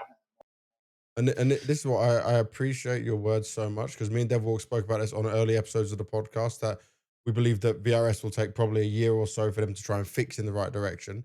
But with MR12, there is no reason from now on, like, if it doesn't change from next major that it's best of threes, something is fundamentally wrong. Like, there should be best of threes and there should be a best of 5 grand final. I don't know what your opinion is on best of 5 grand finals, but when you've got MR12, I'm saying for people that bought a ticket, I'm looking at the fan side here. You go to a grand final, it's only the grand final, maybe a show match before. It's not worth the money for the ticket. You get better value on the other 2 days of when you're going to go watch some Counter-Strike. So give them a best of 5. The best Counter-Strike, some of the best finals come from playing these crazy best of 5s. We've had some good best of 5s already this year. Like, look at the one we just had in Lisbon, for example. There are more reasons now with MR12, and just for the best competition of the best players who spend their whole life for this game, working hard, the best coaches and people who put their heart and soul into it. Best of ones are so random. They were already random when it came to MR15. MR12, it's even worse. But it is like Ash is saying, like, you lose both pistols, they convert, they have to break your money once, and game is over. Like, that's it. That's it. They don't have to do more. Especially with the like, CT side just being like impossible. Like, if you have a good start on CT side, you've just won the game with 5 rounds. You know? Yeah. It's just and I mean, it was a complaint by a lot of teams to play best of ones in MR15, and MR12 it's so much worse. Like, it's not even like, it's exponentially way worse. Like, it's also the bullshit about the costs now as well. This I work this out. Yeah, if you're running 2 streams like we do for the majors, and it is on LAN, at best it adds 2 extra play days. You can, if you did 4 best of 3s a day, yeah, and so that's 8 best of 3s across 2 streams, it's not a problem, you know? I don't care if you put the B stream or the C stream even online with some online commentators. As long as you've got other talent there to do the interview when he wins or goes across. Yeah, the cost to a broadcast or the cost to Valve could still only just be 2 extra days to make sure we have only best of 3s. Because it's only the first day that it has the crazy best of 1s. Yeah. I say as well, like, I just have a random thing I saw today. I think kind of wraps the point up a bit, but about like Anubis, for example, like, I'm sure like developers players as well. Like, if you get 2 rounds of CT, you can win the game. But if you like, I picked a game literally at random today to like draw on the map and have an idea, show some like ideas I was making up, and I picked Rare Atom against Tai Lu, and I believe Rare Atom were winning 9-0 on T side, and then they brought the game back and they were winning 12-11. It went to overtime. I don't know who won, but it went 12-11, went to overtime. Right? Imagine that game. The second half, if they didn't win the pistol, by the way, they'd have to force straight away. They lose, and then what afterwards do you say? You say that team's shit. They lost 13-3 on Anubis, but they won. They nearly won the game, or did win the game, because that map is so imbalanced right now. And all it takes is just a pistol round loss, and the game is done. And this is what's happening in the game right now. There are so many 13-1s, 13-2s, 13-3s that should be close games, but they're not, because it's MR12 and we're not in MR15. And we played so many times in MR15, by the way, when we had the Paris run. We were 7-8-0 down, and we bring it back, have like an 8-7 half, and then we win the pistol, and then it's game on. And now it's just, if you are 8-0 down, the game is done. It's just unfortunate. The game is completely done. If you don't win pistol, it is done. And pistol rounds shouldn't exist at the moment in MR12. Just, the game needs a complete rethink. And like I've said before as well, to play the game now is fun, because you can jump in a game and it ends in 30 minutes, you can play a face it in no time, and it's fun. You go around killing people. And if you lose fast. Everyone wants to lose fast anyway. I've played with people who just want to leave after the pistol round, and that is fun. I mean, competitive, the best teams are not winning on maps very consistently. It's happened so many times where we've come out of a game thinking, I don't think we should have won this game, or we won this, we lost the game, and we think we really should have won that game. We were better, but we just lost a couple of key rounds. Our money got screwed over. Like, there's got to be still obviously terrible right now, and you lose. MR12s are poor for me, but best of one MR12s. Just flip a coin and give us a chance. Actually, I'll genuinely take that. If you offered me 1-1 straight away, please, I'll take it instantly. I mean, I think even going back to like when they introduced MR12 to like CS2 and everything, I think going back, I think the first thing I said about it was like, I don't think this economy system suits MR12 at all. Like, it's made for MR16, and it doesn't make sense that, you know, you're so punished economically, and you have to wait for so long to even get into the game. And I am 100% sure you can find a million examples of games where a team has won, but they've won less gun rounds than Yeah, the team they beat. yeah, you really can. You see it in practice a lot, by the way. Yeah. We have to pray. We love this game, but there's a lot that still needs to change with it. You just said about the Astralis one. Should we start looking at just the teams that made it through? Now, obviously, you guys, you've touched on your bit, Ash, with not making it through, but let's look at the teams that have made it. So, Heroic OG went 3-0. Honestly, OG was not a team that could make it 3-0. Actually had you guys, Ash and Heroic, going 3-0. Then you got Metasport, BetBoom, Namiga, and Bait take the final spot, eliminating Astralis. That means 4 majors. No, Astralis is not out. I think it's 5. If I'm right, 5. Bloody hell! Oh, I gotta say as well. Like, imagine like B8 have been so like, they've been so close in all these RMRs. Don't you think like it's even for them? It's a little bittersweet that they didn't do it together, like at a big studio, and do it finally. They've had so much heartbreak, so close, and then they do it online. Like, imagine like even like fans will take away from this now. You know, like they'll take it away from them that they did it, especially if they go to the like do it 0-3. or Yeah, they're just like, oh yeah, online merch or something. Like, it sucks for everyone, right? And like even like again, like Heroic have just been so poor on LAN. Again, you're taking it away from them. They might be really good now. They might have improved a lot. And if they could go to LAN now, they bomb out. Everyone's going to take it away from them again. So yeah, I mean, I'm really happy that OG made it. I think they, like Crizzen, I think it's done really good. Again, like, are they going to do it online? Like, this for them is like a really good learning experience, and maybe this RMR online would have been that learning experience as well. I think the team I'm most happy for is like Metasport, doing that as a Swedish team and doing it with an organisation that seemed to make so many poor changes, but then actually doing it anyway. We see the return of Hampus, Plopsky, and Isaac, who've all had like real big ups and downs recently, and they go from fighter. And if you've kept an eye on Metasport recently, I've talked to Isaac quite a lot. There's so many heartbreaking moments. It seems like they just keep going to the final of everything. Third map overtime, losing, and I bet they had so much trauma going to that Astralis game, and it went third map, thinking, "Oh no, it's going to happen again. We're going to lose again."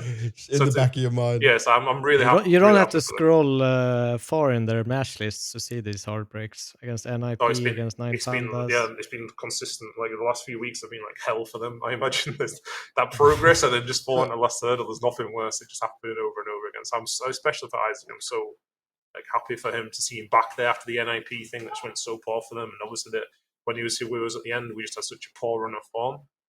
He bounces back, and it's probably like a middle finger for him to NIP, but it's too much of a nice guy to actually do it. But to go there, see them struggling that hard, and then he goes and makes the major with the Swedish guys that they also kicked or rejected and everything.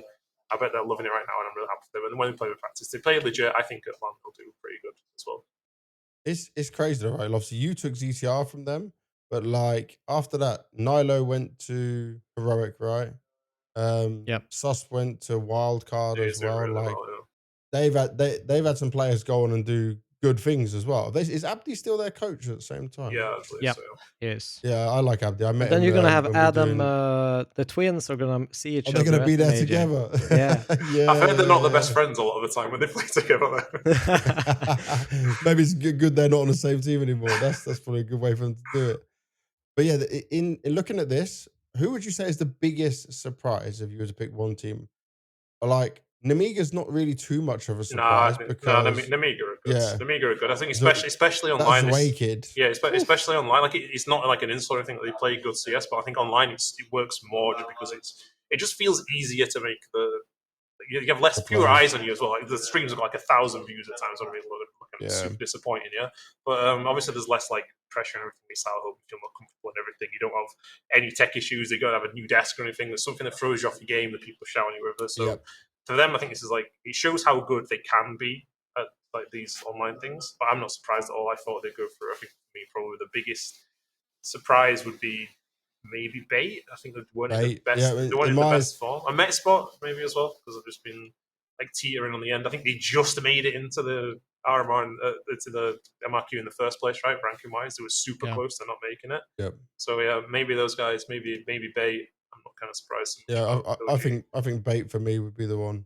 Like I know Kenzazor quite well personally. Obviously, I know MPL and Hedrick for a long time as well. But this is a team that at times I thought, oh, they're still 2 or 3 roster moves away, and Passion was making better transfers and stuff than they were by far. But for them to be able to do it this way, it's hugely impressive and probably much needed for these guys, especially with all of what they've been through. They've been really, to be fair, they've been really consistent online for that last year or something. It's just that they're going to land I think they just don't have the experience. Like they're similar to us, like it's a very, very young team, that team, and your in-game lead is so young as well. Like it's like a matter of time, I think, for them that they were going to make it, and so they probably want to do it online, prove everything wrong. So we'll see how they do at the major. I think will be an exciting team. They play good Counter Strike.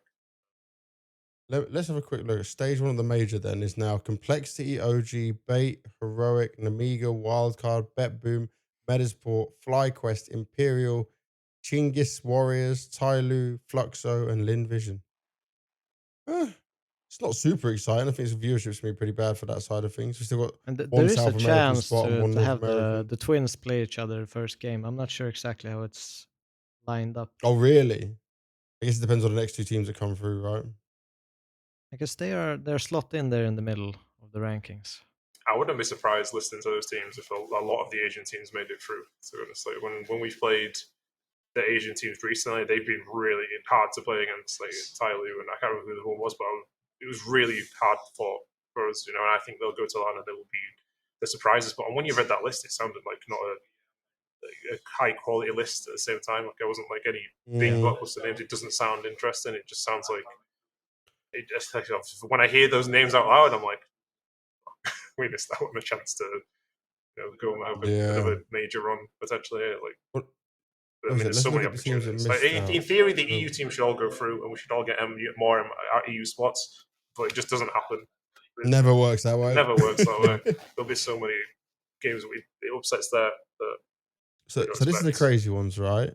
Astralis, you guys, and probably Big or Ents, I would say, is like teams that I would have expected to go through that didn't make it. Oh, actually, can we take a moment, Ash? Because I don't know what you think of it. You don't even have to comment on this, but I'll just say this 500 player Oxygen. Well, you can't ever be beating these accusations. You fucked up so bad. Not only did you like his ratings were not maybe super insane. Some of his CCT ratings were fucking crazy, but he hit a career worst rating for this major regional qualifier. 0.51. The next lowest rating he'd had in his entire career was like 2020. So he'd had 5 years of playing better and being better.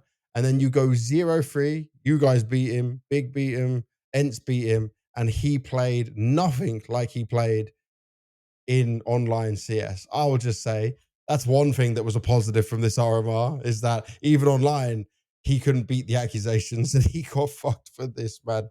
That's got to be the end of him, surely. We spoke about him a while ago, Devil.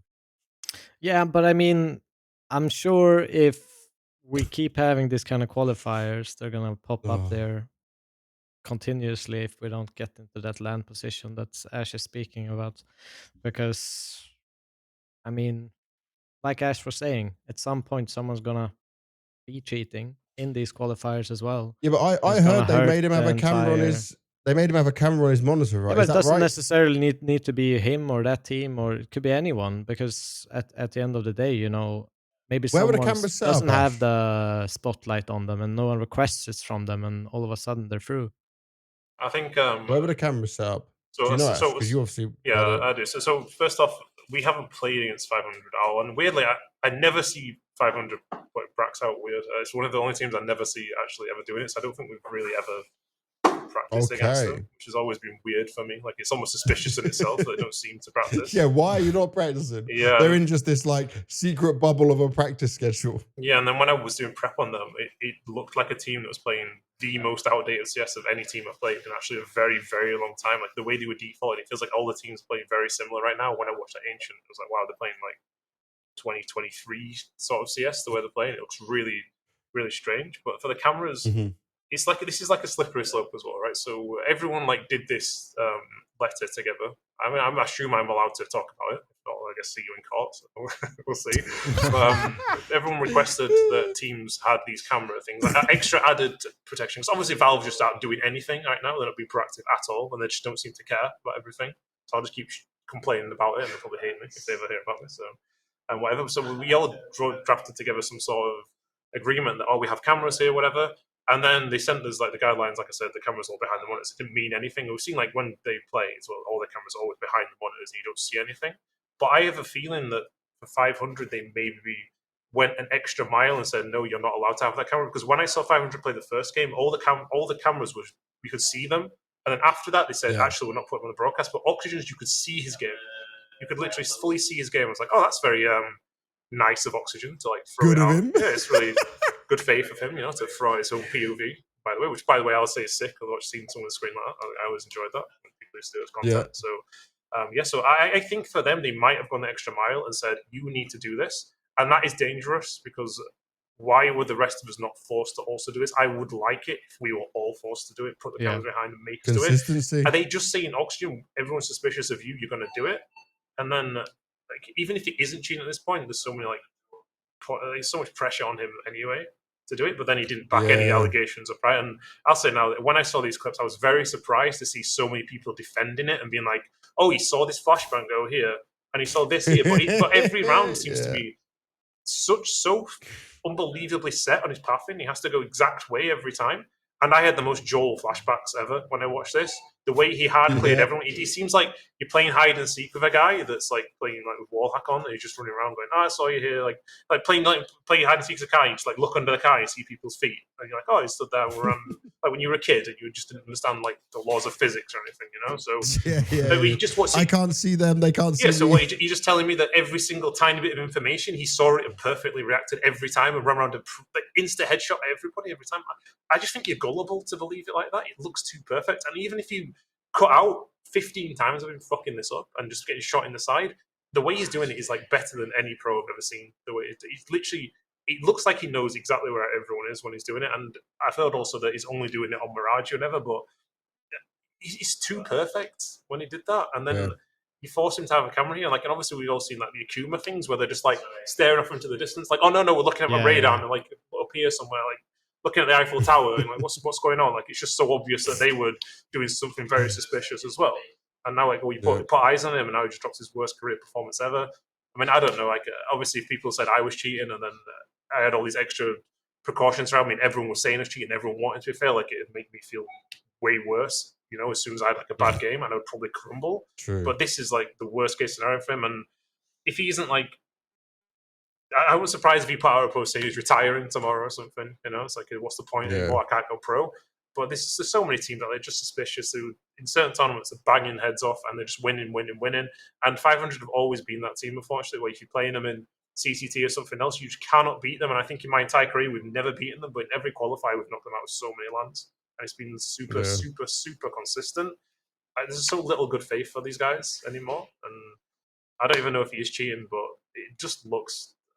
It just feels like it's not a good look. Yeah, to defend that, I don't know what you're really saying unless you're just trying to be like, oh, I'm so smart. It's this little fraction of a second here, saw this little thing. What he just perfectly reads everything, just like that instantly. Like, oh, this is here. There's a guy. Oh, maybe there's a guy under bath. Oh, I'll just swing this guy. Oh, I didn't see anyone. He's probably playing default on a pixel angle.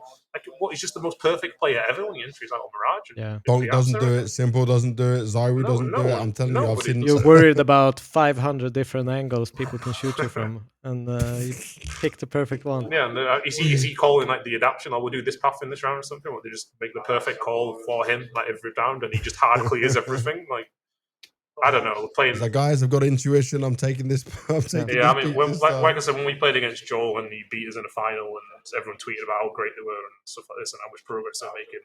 I watched that game back, and he did exactly the same thing. He just ran out on pre-fired vault, like in every position, every time. It didn't matter where we played, or if he played 2 there. He just ran out with the most basic HP every time. We couldn't do anything, and I was very vocal that he was cheating, and that was come right. So it's similar Well, you were vibes. correct that time. Maybe you're correct this time as well. I've always been like, I've never come out. If you look at all my tweets about this Oxygen guy, I've never said he's cheating, but I just said you can't be beating the accusations when you're doing this. Like it's fucking nuts. It's not good luck. So I'm worried because you got to go soon because you have your bedtime to be ready for jet lag, for beating jet lag. Yeah, He's on a 9 bedtime PM, jet lag time, 9 p.m. So you got about 20 minutes. Let's get to Melbourne and then we can let you go after that so we can do a Melbourne preview with you. Is that good? Yeah, sure. Nice. So first of all, obviously, yes, the negatives are the MRQ for you guys, but that does mean you've stayed on boot camp this whole time, right? So like, how have you been kind of managing things? Obviously, you said about the team talk you had, but how have you tried to get yourself ready? Even just talk me a bit through this sleep schedule change to try and beat the jet lag. I mean, yeah, this has just been today, this jelly thing, because obviously we were planning to play today, unfortunately, so we're not playing. We're kind of trying to make the best of a bad situation, because you obviously don't want to fly the other side of the world 2 days before you play your first game, and that's unfortunately a scenario we are in. So there's potential here that things don't go great. Yeah, I mean, I don't know how bad it affected you playing the game, but I know it was like it's an unbelievable level of jet lag. Like you wake up like 3 at night and you're like bang awake. Yeah. Like you can't we force had the yourself same in back to Shanghai. sleep. Yeah, we exactly the same. And But how does it affect you playing as well? I imagine it must do, right? It must be horrible. yeah, it does 100%. I remember like we're going Wait, so in you did the it? final You in did it with Melbourne B&E with though, right? If B&E. I'm correct. Yeah. Cool. Like we were so tired, like we were playing an early game, we won it, and then we're playing the final, like so one game between, and then it was the final, right, at night or semi-night. I remember we went back to the hotel to sleep, and we woke up, we took the shuttle back, and everyone fell asleep waiting for the game to end because you have to get there like one map before it ends, right? That's when you take the shuttle into the arena, and all the players fell asleep, and there was nothing you could do. Like they literally sat on a couch and just bum. And we had to like fucking jump around, play games, try to like force ourselves awake before that final. But I think that's kind of the worst case scenario if you get an early game and then the late final instead of playing both at the same time in a row if you're jet lagged. Yeah, I remember when we were in Shanghai, it took like 6 days to get over it. We were meeting for breakfast. We were messaging in the group chat at like 5 a.m. every day, like, oh, when breakfast opens, we'll go there. And then by the time it was like 3 p.m., we were like falling asleep and we were having to Yeah. couldn't do any prep, any pracs or anything. And that happened like 5-6 days. And obviously, when we go here, it's 2 days afterwards. So this is our best chance of beating this, is to just try and go to bed super early and hope for the best. Then we're waking up at 4 a.m. and we've got Red Bulls ready at 4 a.m. because we're told it's the best thing to do is to do this now, and you tie yourself out late, and then we try and change it again when we're on the plane.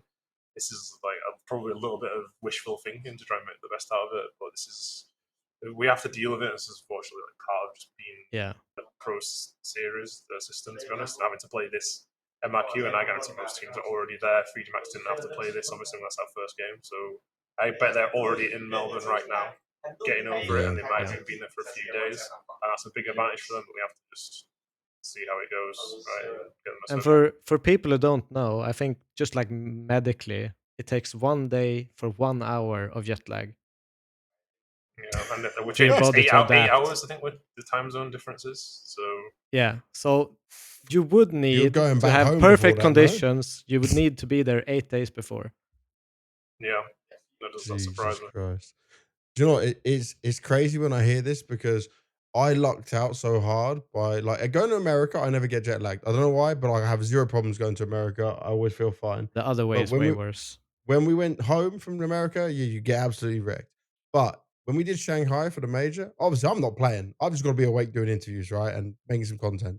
But I was in Singapore before, which is obviously not too far away. I did like 2 weeks in Singapore, and then I went to Shanghai, and I was great. I remember media day. some people were just like sleeping in between the photos, like having little naps and stuff on media day. Like it was the craziest media day. Some of the people who had never traveled ever for the RMRs to like a foreign country like this, like as in other side of the world, they were completely destroyed by it. So hopefully your system works here, Ash. Yeah, but I think doing it for one day is probably not going to have the biggest impact, like you said. So it's just like wishful. It's probably gonna help something, but Yeah, it's well, better than nothing. putting a plaster on like heart failure, you know, yeah. it's, maybe it makes a difference. Who knows? Obviously, you said you had a talk with the team after the MRQ, right, of how to get over this the really painful position of not making the major. How confident do you feel about the team's confidence going into Melbourne as well? Because actually, if you look at your group, you got a pretty good chance, I would say. Yeah, I mean, we have to play at a good level. It's tier 1 LAN, right? It's always going to be difficult. I Yeah. mean, Maus look like one of the best teams in the world. It's not going to be the easiest thing.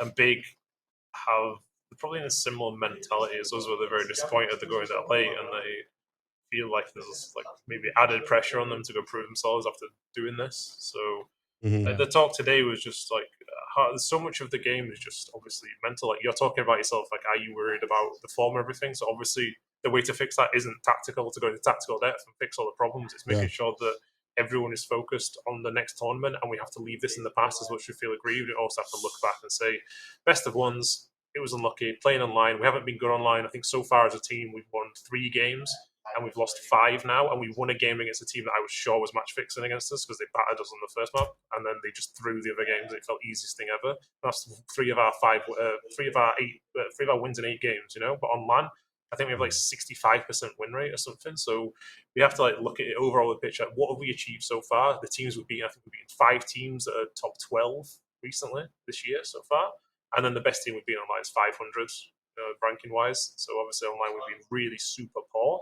So now we have to get back into the vibe of everything. So we've finished top 10 in all 3 LAN events we've been to this year, of tier 1 events, and we have to remember this now. And sometimes the hardest thing is to remember this good stuff because of the bad thing that just happened. Right, it's just like a setback in life. Everyone obviously feels super disappointed to miss out on a major. So one tournament you want to play with is financially obviously super important as well, even if it's not as much as previous years. And you get your sticker in the game, right? Like, it's how great is it to go in a matchmaking game or something and put your own sticker on your own gun, right? And I'd love to do something massive. like that. Yeah, it'd be great for them. So, can we rebound now? I believe we can. I think we've got a super mature group of people who are really close together, and we'll go there now. It's just the jet lag as well. It feels like we're kind of jump in the deep end a little bit of doing it this way. And no matter But what you have happens, best of freeze. we have You best of freeze. But I think no matter what happens, nobody can take away the start of the year. And I don't think we fluked anything as much as teams might say we're a bit gimmicky or anything. No. I think we're playing really good tactical CS 90% of the time with some tricks. Obviously, I think we have to have some tricks, but I think every team should have some tricks anyway. This is just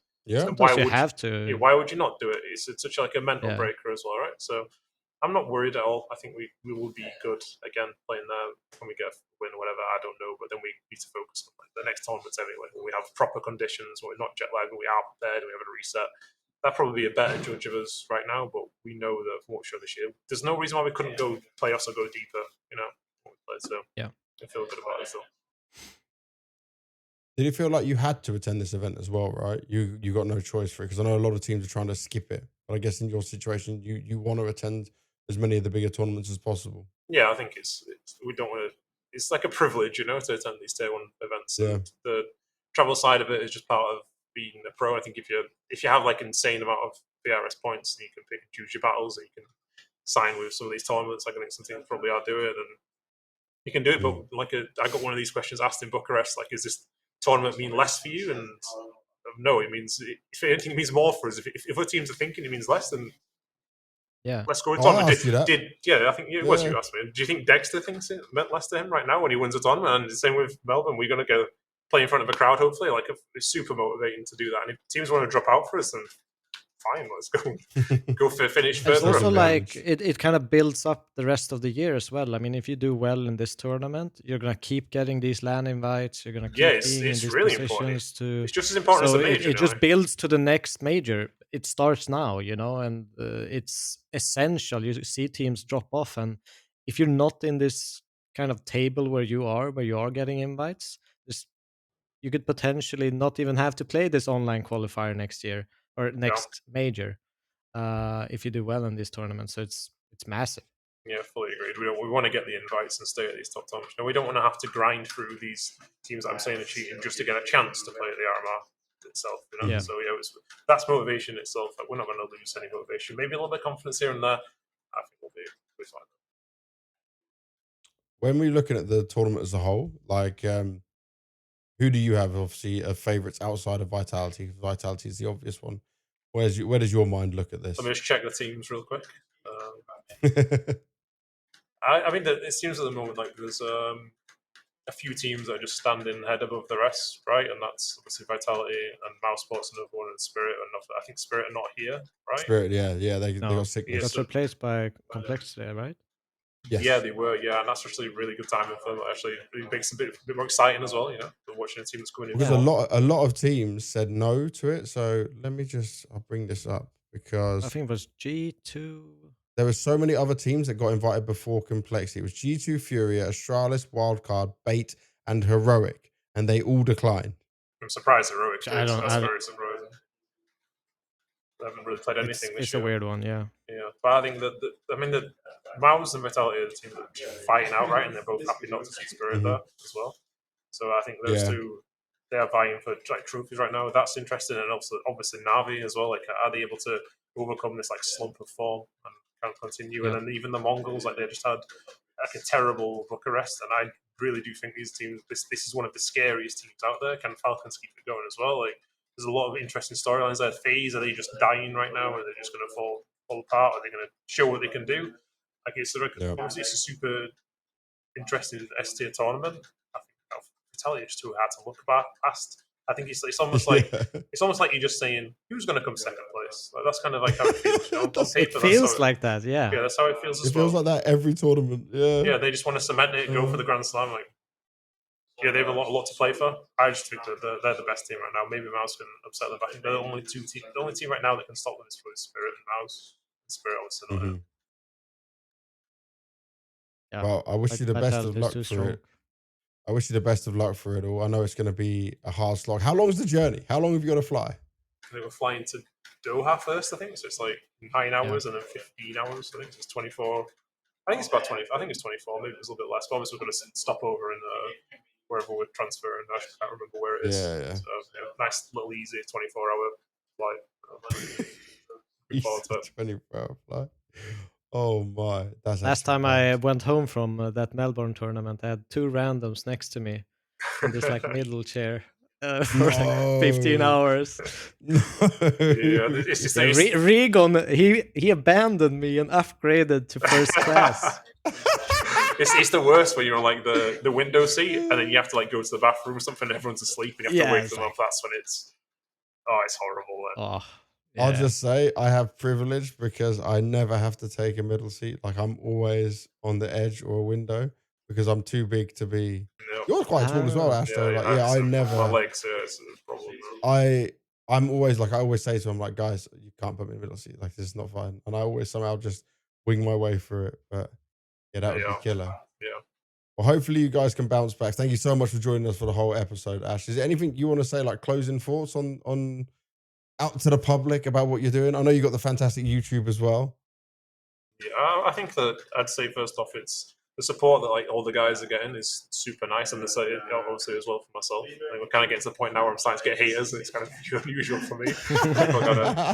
Before we made the Paris final, I just felt no one even knew my name. If I walked in an event, I was does the single player even recognize me? And also it just feels like people are just saying hello and stuff. So it's a bit weird, and I'll say as well to other players, if I've seen rude or anything, it's just because I just have a feeling that no one knows who I am a lot of the time. So I just feel like it just feels awkward to say hello or anything and be like, who the fuck's this guy, So in that sense, I think the support and everything's amazing. The guys, it's means so much to them, and I feel so disappointed that we've kind of let a lot of people down because, like you said, you expected this to go through, and we expected ourselves to go through as well, right? And we want to obviously be there. And we're trying really hard. We're working super hard. I'm super proud of the way that things are going. So to not be there, we're just as disappointed as anyone else. And we're actually seeing a fan base now. I was obviously here back in the days where we had one person ever. His name was Lorian Dan, who was the only guy that ever commented on any of our games. And now we play a game and there's constant comments, people saying things brought up and stuff, and to see this like growth since I've been here, it's so nice and seeing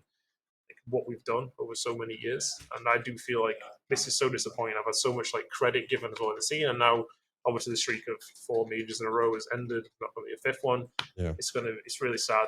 We feel super down about it. We're going to try our best to bounce back, show what we can do. We do have a super exciting team. Everyone here does so much, and we try to do everything we can to keep these guys together, do something special, and hopefully they enjoy kind of watching us as well. And I'll try and stop whining so much about things that are going wrong. But I like to just It's fair. It's fair. Keep whining. It's a whole new environment of Counter-Strike right now, so it's lots to whine about. I am an old British guy, obviously, so I do have a lot of things to whine about. It's what we do best, right, as Brits. So try to be a bit more honest with it and give some interviews that I would like to read as well and watch myself. So hopefully people don't take it out as arrogance. Trust me, I have a very humble opinion of myself sometimes, probably a little bit too much. So probably too humble, I think. Thank you for the support for everyone, and so we'll try our best in Melbourne and keep supporting us. We're definitely both big fans of you as well. We've been crediting a lot of the team's success, and just the rebuilds you've been able to do, mate, have been crazy. Like, with obviously losing key players over and over again, and yet you always come back and you always find some gems. I think that's very impressive. So that's something you should 100% be proud of. Thank you very much. And to be able to keep that motivation going it's a hard thing. Like I tell you, keep getting your best players picked off year after year, and just keep rebuilding. It's not an easy task. So I'm super impressed by everything you've done. Thank you very much. We forgot one thing, Ash. Viewer questions from the Discord. I can't miss this because otherwise the Discord will kill me. All right, cool. Devil, I'll ask the first one. You can do the second one. All right. So this one is from Jaff is cool. I really hope he's cool. It says, having been with GamerLegion for a long time, it's 5 years now, right? Yeah, I think in 1 month, I think it's 5 years. I think so. Yeah. So 5 years on GamerLegion. Have you had to change or adapt your coaching style from when you first joined until now? Yeah. Yeah, of course. Like, I say this when I talk to people all the time. Like, it's the same with players, right? Players have to adapt, have to learn like lots of different things. The same as a coach. Like, most of the time you're taking on, it's so much trial and error in coaching to actually see things that work and see things that don't work. You see things that didn't work but they should work, and you kind of step back and you try and evaluate everything. I just think it's one of the main reasons why coaches shouldn't be younger most of the time unless they are super mature, because I feel like 5 years ago I was just rubbish to us as a coach. I reckon that if you asked Mezzi truthfully about me as a coach back when I was coaching him 5, 6, 7 years ago, he'd probably be like, oh, he was okay, he worked hard, he tried hard, he had a good attitude and stuff. But I know that a year ago I was probably terrible. Probably the same with like Shuey and stuff when he was on the team when we went to Paris Major. I feel like I'm significantly better than them because you have to evolve all the time. You have to learn to be a better person, to trust people, and to hide your frustrations a lot of the time and to turn them into like things to work on. Like it's just a never-ending process. And I think if you're not improving, like I say to the players, if you're not going forwards, you're going backwards. You can't stay where you are. You've got to keep improving. And there's no reason why a coach shouldn't be different. And if I want to actually have a stamp on a team and show my worth, I have to be better every day, and that comes from like evaluating most of the time and listening to people's criticism, listening to post-game talks, encouraging people to talk. There's so many ways that you can improve. Yep. All right. This one is from Ace1GG. When the team experiences a major failure, like not qualifying for a major, do players tend to lose motivation? If so, how do you as a coach help restore spirits and motivation? Yeah, of course you do. Like, it's like I even said today, like I asked everyone, how are you feeling? Like individually, like are you motivated? And at the end of it, I try and say my honest opinions that yesterday I was super demotivated, and like this is human, it's normal, and we shouldn't hide this from each other. And when we play and we lose a lot of times, I say like, let's not have a talk now. Let's talk later. Go be angry and be mad. Do whatever you need to do to calm down. Let's not make any emotional decisions or anything. Let's talk. And like usually we talk like 30 minutes after if we lose, like after a game. But yesterday was such a big disappointment that we didn't even consider talking yesterday. We just the whole day chill, doing your own thing. Don't wind each other up. You gotta give each other space that we need to do it. Obviously, we're trying to help each other as much as we can. And then today was like a big talk, like let's focus like more on the future. And this is just kind of how you have to deal it as a coach, to see the human side and be like, you know what, everyone here wants to be professional, and no one here wants to say that they're disappointed, they're sad, or demotivated. But you have to understand that they probably are some way, and everyone has to have time and space to deal with it. You can't just say, you're a professional, you shouldn't feel bad right now because you have a tournament to focus on. Of course, they feel terrible and everything, right? So it's just the same as anything. Like, you need to be confident, and confidence is like all in your head. So you have to talk about it, be as open as possible. So we talk about it. I think I go away. I talk with my girlfriend. There's lots of good ideas about it as well. I try and bounce off ideas as well. Sports psychologist off IMD, my assistant coach as well.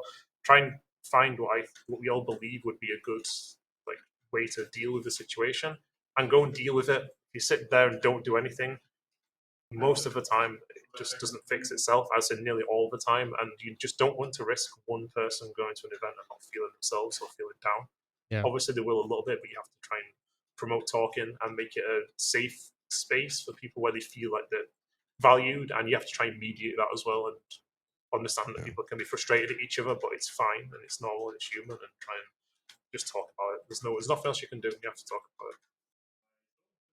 Yeah, great answer. Thank you very much. Yeah. You said about your girlfriend, by the way. Did she follow esports? Was she into it before you? No, she wasn't. No, just she didn't know. She still mocks me for it. That's good. You can bounce ideas off. Really? She still mocks me for it now. Like, the thing is, she was an accountant when I met her, and she isn't now because she wants to change career, and I'm really happy for her. Like, I'm proud that she's done that. But now, if there's Counter-Strike or anything, like for example, when we played the any best of threes at this event, she will watch the start of the broadcast right until the end. Won't leave like wherever she's watching it, and watch all the analysis and everything. And she'll just do everything, and she's following the teams. Like, the amount of time she's like, oh, like this leaker said this about the rest of it. I'm like, I don't even know about this. Or she sees the forum and sees my name and stuff. And this is a person who didn't know anything, like even esports existed 2 years ago. So cool. And now she follows it more than I do now. Like, I try and get away from it. She's like, oh, did you see this, this, and this? I don't want to talk about Counter-Strike right now. No, please stop. Let me have a normal bit of downtime. All right, the next question is from Skorga. He's a regular out here. He says, what do you consider your biggest achievement as a coach? I think I'd say the thing that I tweeted about when we made the major, the Shanghai one. I think it's because I say that one because we made such a difficult decision at the time to make a roster change and bring Towson in like 2 months before. And obviously all the majors are so important to organizations, everything. Yeah.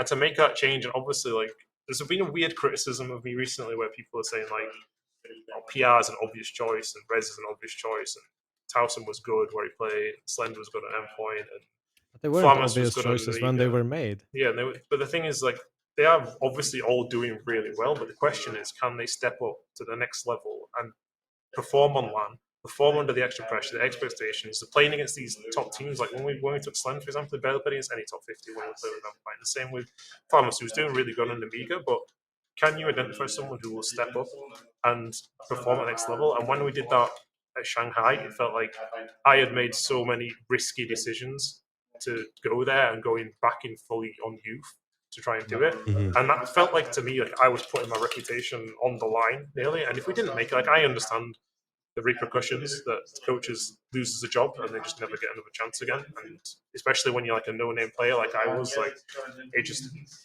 10 times harder when you weren't a pro player, because obviously there's a lot of coaches now who just, their first job is on the tier 1 team straight away, right? And imagine that 5 years of me grinding my ass off and everything to be here now to just attend tier 1 lands, obviously, you know. So for me, Shanghai was so important because we just brought Flamus into an English-speaking team, not knowing, and put him in all these new positions he'd never played in before, by the way. This was such a, and we paid a lot of money for him, by the way. Obviously, we made significantly more when we sold him in the end. And then doing it with all these other players, like having decent buyouts in tier 2 and putting it together and making a team that could qualify, but not just qualify. We did it the hardest way possible, and then we went through the next stage, and then we won games in the stage after that. That for me has to be my biggest achievement, because I feel like it took so many stages to get there. This wasn't like, if you look at Paris, you go, Imma was unbelievable, Aiko was unbelievable, Shui, what a guy, like what a call, like, the next breakout guy. The other guys did a great job. I think this one, you say, starting from scratch, doing everything, taking all these risks, and the sleepless nights, and me going, is Flamus as good as I think he is? Is he as good as I think he is? Do I really trust this? This is such a big decision, spending this money when we don't have it, to go and do it, and back on the fact that we need to make the majors. This was like insane pressure for me, and like that has to be like number 1 for now. Who do you have to go to when you say like, okay, I want to spend this money on this kid? And how do you get approval for that? How does this work in Ash's in the GamerLegion's world? Usually it's I have to be super set on it. I get a lot of, "Are you sure? Are you sure? Is this guy really that good? Will he definitely make us this good? Will this?" And I'm just thinking all the time, like, please stop asking me. You're making me doubt myself. At this point, like, obviously it's a huge risk. So I'm going to the CAO. We have lots of calls, management, like different people. Like, it's really hard. You're having to, like you say, you're putting everything on the line. You're saying that if this doesn't work, this is my responsibility. Like, you're saying it over and over and over, and they go, "Okay, we back you from the past. We're going to do it. I'm going to do everything we can to make it do it." And certainly I have to say thank you for trusting in that sense, because if they don't do it, then I don't get the guys that I want to work with. Yeah. I got a personal question off the back of this with just the Flammer situation. How hard was it to let him go when obviously, like, my biggest worry for you was he was such like a explosive player and was so good to have for you guys, and he did so much, like, he was just a unique player. But then letting him go and then also thinking he's going to go to a VP where he's not going to get the same treatment. Like, I personally was worried for him as just someone I do interviews for, you know? You were his coach. You must have been nervous about that move. Yeah, man, I'm kind of a bit upset that he's not doing as well as he is, and I feel like he's already losing a bit of what I saw was his specialty. You know, like he just doesn't vibe with anyone on the team on the stage, and I hope he doesn't feel the same way. He just looks like this from the outside, but like, he's such a special kid and special talent. He's such a nice person as well. It's obviously losing him again. So, you know, he does interviews, right? And then he's like one of the only people afterwards. He's like, "Thank you for asking me to do interviews," So and he's shaking my hand and stuff after. He's like, dude, you wouldn't think, and this isn't like a bad thing about Russian people, but it's just, it's not his first language, and yet he still knows all these good manners and like being polite. It's the most unexpected shit ever when he does it. I'm just like, no, dude, you don't need to thank me for the interview. Like, I want to speak to you. This is great. Yeah, the weird thing is, it feels like I always had the same thoughts, but it seems like the Russians are so nice to each other. Like, it's so unbelievably polite when you know what they're saying. Like, you listen to them, you're like, "Oh, it sounds so aggressive," and then they talk to fans, like, "Oh, this guy's so nice." He's like asking all these different things. Like, no one else is doing this like, the way they're doing it, like, so nicely. So yeah, like it was super hard. Like, I was on holiday at the time for Christmas. Like, I've said it before as well. Like, I don't think I've had like a proper uninterrupted holiday in 5 years or something now. And then you get the message that, "Oh, we have this huge offer for Flammers," and he really wants to go. And obviously, I respect him as well, because playing with the players he admires, like Electronic Films, like his hero and stuff, you know. And he said he wants to go. We tried to do the best we can make it happen, but also try and keep him. And then the MVP said, "You know, we really, really want this kid," and they went for him. So for us, it was back to the drawing board. But then we get Rez and PR in, and wow, like when Nima was here, he had like one of the highest highs in CS:GO like history when he played that major. But for me, that kind of came almost a little bit out of nowhere, because he was a really, really good player. But for me, like, Rez is such an unbelievably complete player. He's the best player I've ever coached. I'm sure I've said this to him as well. The skill set he has, the reading of the games, communication, like, he's so crisp, and I feel like he's getting better. And he's just an unbelievable player. And then PR as well. Like, PR is the future. He's going to be one of the best players in all of Counter-Strike. So to lose Flammers, it softens the blow a lot when you think, wow, we've brought in two absolute unbelievable players here. Got off the back and like I said, with the motivation and everything, like, it keeps you motivated when you've got something you really believe in. So yeah, I mean, I wish actually I've stood behind the Res in Epsilon way back, and I still consider him one of the best mechanical players I've ever watched. Ever. Yeah. Like, it's insane. It looks like a robot. It still is now. Like, his crosshair placement is like elite. I think he just needs a bit more ego, a bit more self-belief. If he gets that, because everyone in his team trusts him so unbelievably, you wouldn't believe how much his opinion like holds weight in this team. When he starts believing it even more, like, I think that it's just a matter of time till he bangs out a few top tier opponents and he sticks with them and he's able to do it. And we just get one of the best players in the world that did, like, Nick wanted to throw on the bench and they want to leave him there. And like I said earlier, we see got off the bench super fast, and now people are like, okay, Chris is potentially back. Yeah. But it's not even just back. I think he will be better than his peak under you guys. I hope so. I hope so, if he can keep it going. And for now, he's had a great start. I think there's one more question. Oh no, I haven't finished yet. Sorry, because this is interesting now. Because he just said about Rez and PR. But are you now slightly worried that you might lose someone like PR as well? You can't live with worry. You just can't do anything. So. You're putting trauma into him. No, I just mean I'm traumatized already for what he's had to go through, right? With all the players he's lost. Like after the Paris major, losing what you did was rough. And now you're back rebuilding again. This team's actually really good. And then everyone's hyping up PR, and he is phenomenal. He's very, You're like very putting strong. like the end of the world scenario in front of him. Like, does anything matter? I'll worry about this when I'm on holiday in the end of the year. In the summer. Oh no. But no, does it cross your mind? Nah.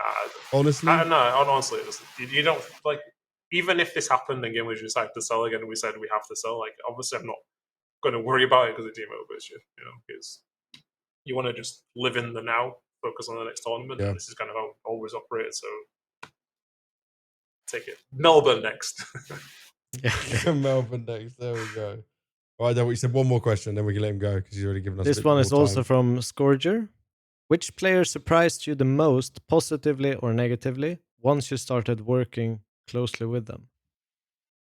Well, I think I probably mentioned the three guys I just mentioned. So when we took IMA Yeah. at the time, they just got relegated from MPL, and we just survived. And we messaged him on April because he put an April Fool's Day tweet out saying that he's looking for a team, like people always do, and they just say, "Oh, just joking." And we actually thought, maybe we'll message him, and just so happened we caught him like just as his contract was ending. We couldn't like buy anyone at the time, so we brought him in, and his English wasn't very good, and he was playing these random positions. Like he was always a B short player on Mirage, and I said, "Do you want to try connector?" And he was like, "Nah, not really." I was like, "I think you should try connector. You just go for it."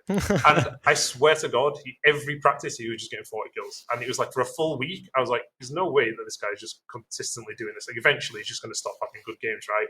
Speaking all of the time, so much initiative, and I was like, "Okay, this is ridiculous now. It doesn't even seem like it's just fluke, whatever." And we had him, and he was so consistent the entire time he was here. He was so good. And then when he peaked at the end of CS:GO, I was so like not surprised by it because he seemed like he'd refined his game like so perfectly. So him for sure.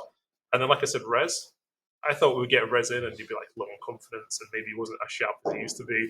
But he just looks, he's so motivated and he works so hard and so well and he's such a great example for everything. It just feels like, what's the catch here? You know, why did they get rid of him? What happened? Like, how could it be so bad for them, you know?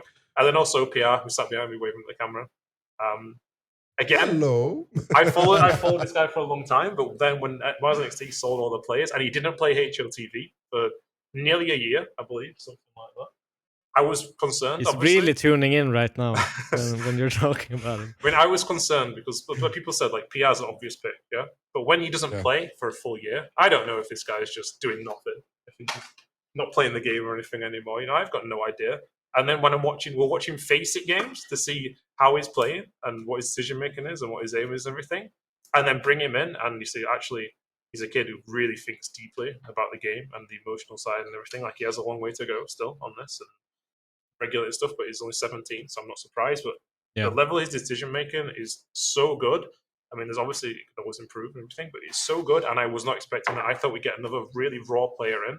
But we have to work with super, super hard. And eventually, like he understands the game a bit more and things like make more sense. But he's just fitting. Like he's gone from tier like 3, whatever, to not playing HLTV to tier 1, and he's smashing it every event. And he doesn't think he's, you know what? He doesn't think he's even doing a good job, by the way.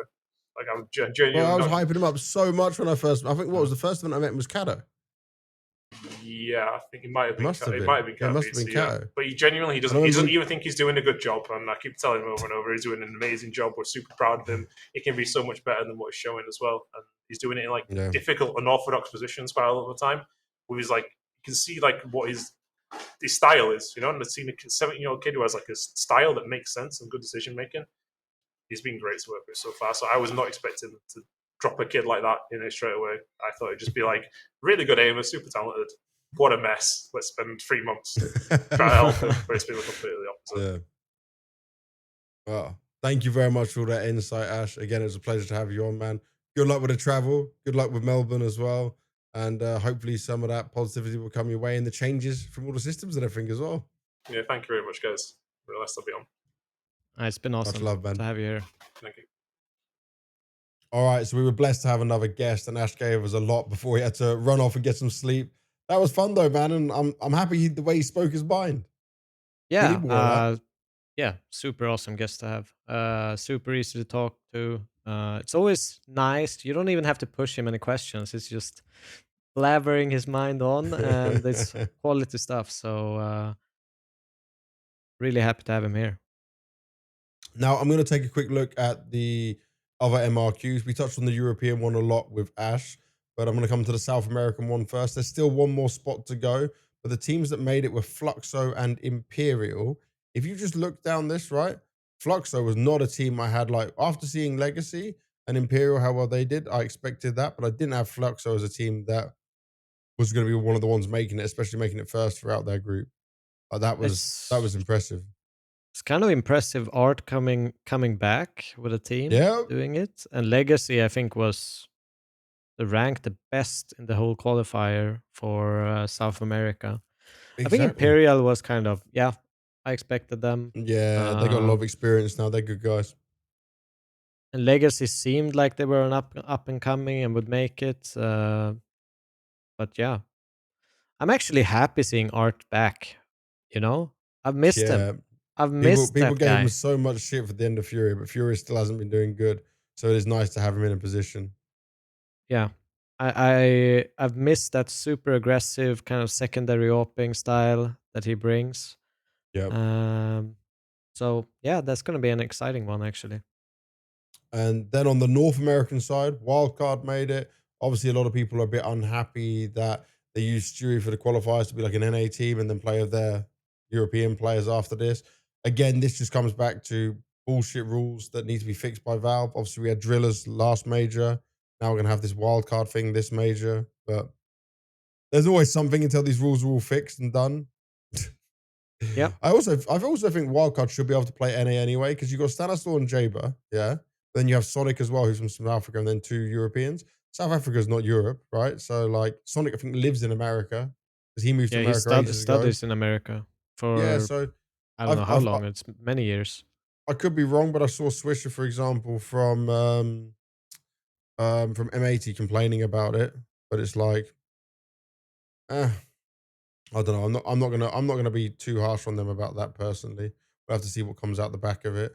Complexity was well and expected to make it through. Like they just dominated. That's what I want to see, especially after what we Yep. said we saw from them Well, they from had some close Bucharest. games actually. The Do first you blame game, them when they flew back from no, from no, I Bucharest? don't. But I'm happy they made it. They've been looking really hot lately. So definitely, like, if anyone I was thinking about coming to from the Americas, Mm, it was Wildcard and Complexity. Would yeah, be interesting to see maybe an NRG with that kind of Nitro team with Bro, Hex, George, and OC. I'd like that. Yeah, Who's on the Blue Jays? Though? People are hyping up these Blue Jays because it's got Warden as the coach, but I don't know. I heard of Snav and Dare. I don't know any of the other players. Freshie, Fruit Cup X, and Slight.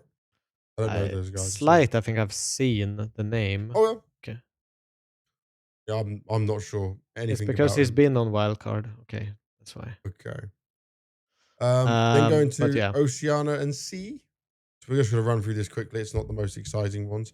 FlyQuest take the only spot that was there.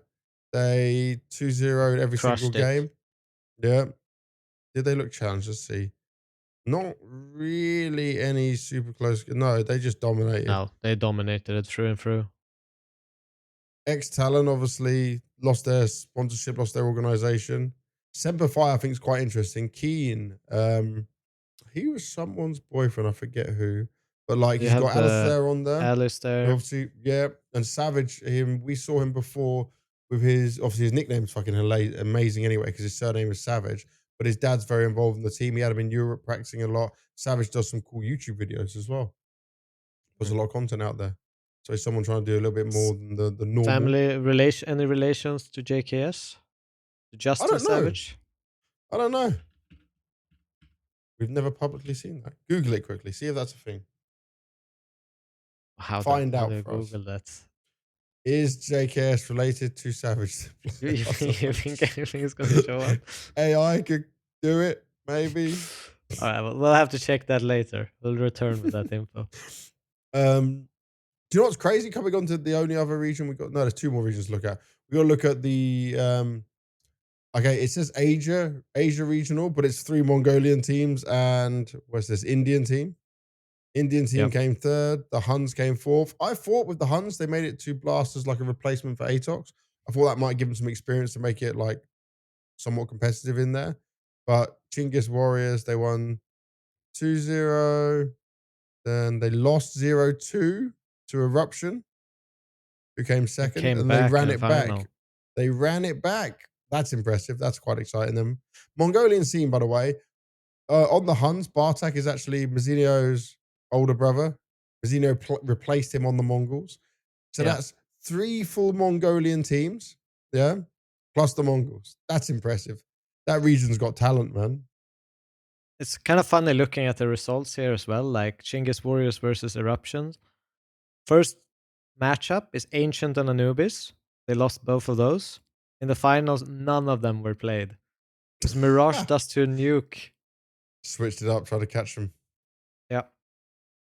But yeah, that was what gives us the Asia region done in there. And then for China, this one I'd say was a small surprise. Lin Vision and Tyloo have been the top dogs for the Asian region for a while. Tyloo, we obviously saw him at EPL. I quite like what we saw from them.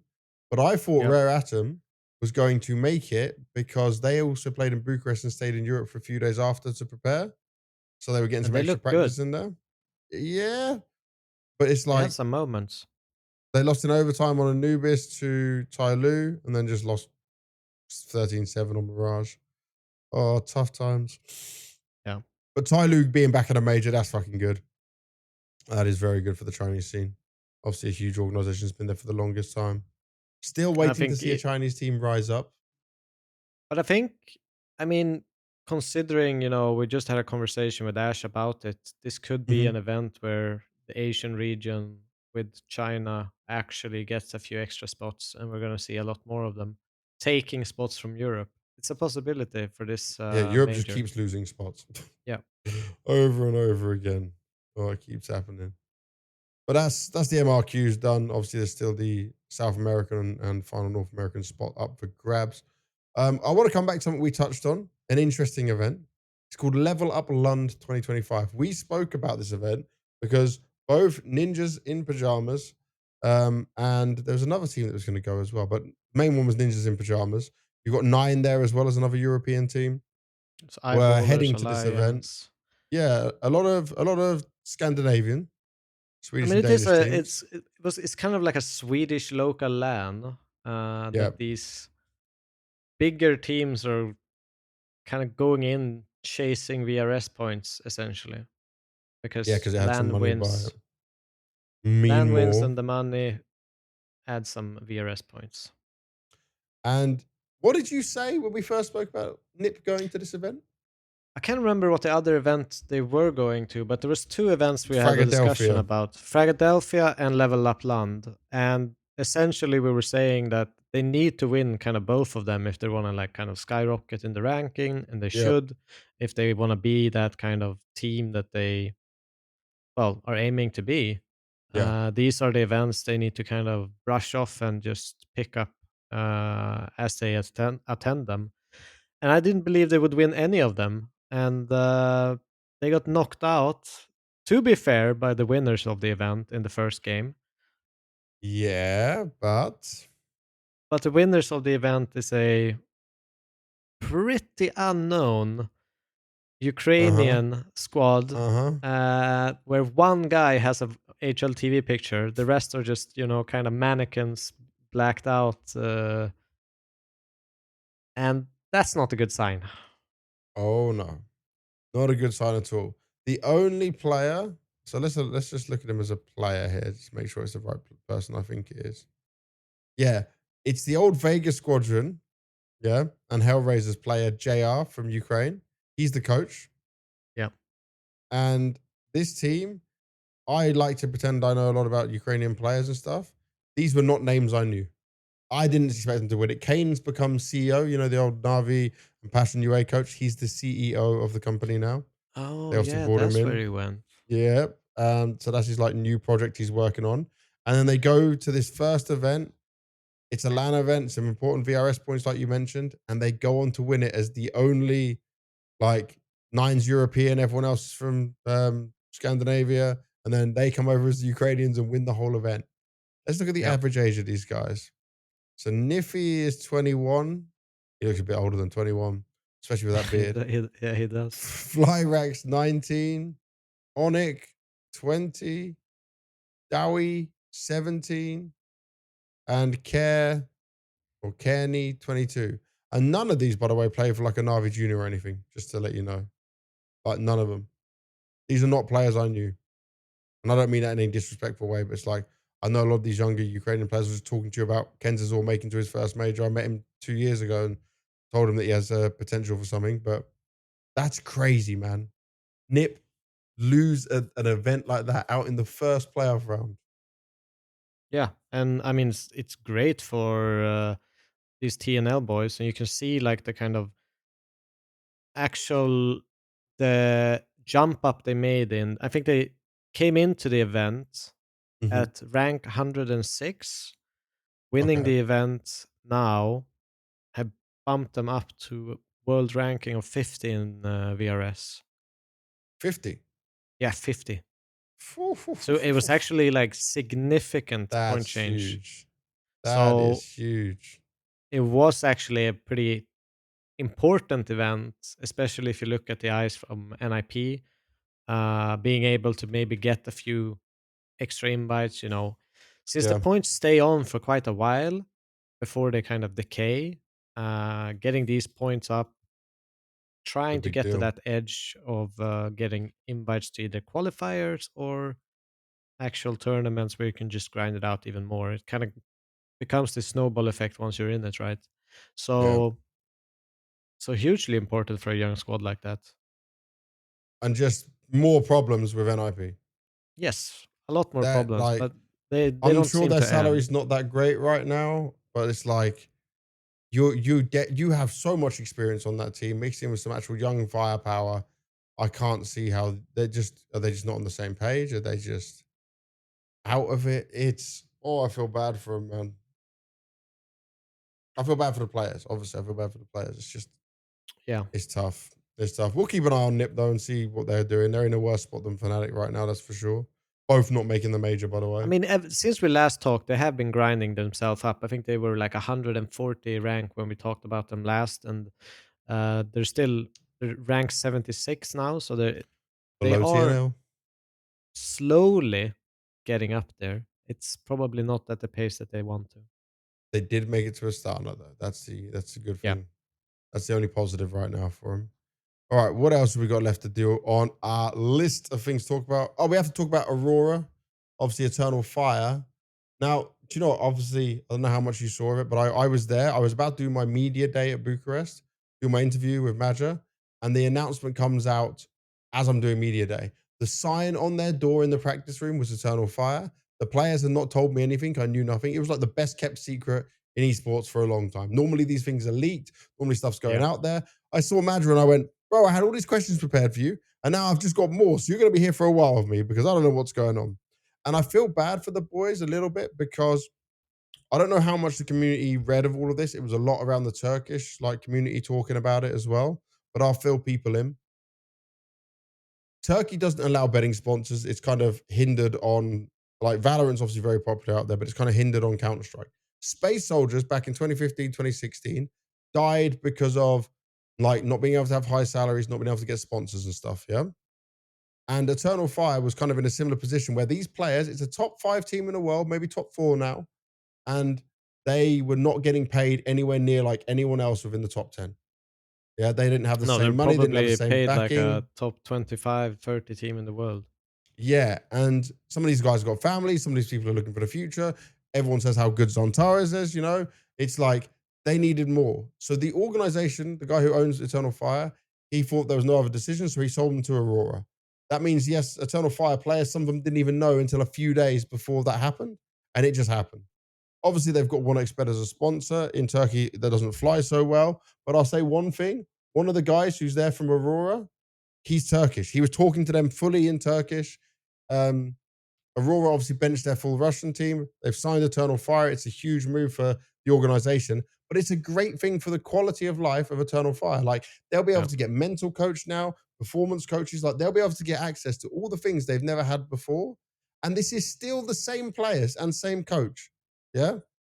it's still the same team. So anyone hating on this move is like, what They're do you want still from them? Just to, representing Turkey, no matter how yeah. you wanna And I think even dwell the it. Aurora guy spoke about how he's going to get the Turkish flag added to the jerseys. Obviously, this is all such a rushed thing that it's like, it's not so easy for everyone to deal with. But it's the players were under so much pressure playing Bucharest, getting smashed left, right, and centre by the Turkish fans, who, by the way, are still some of the worst fans in the world. There are lots of lovely, real Turkish fans who even I've had messages from when I was tweeting about it.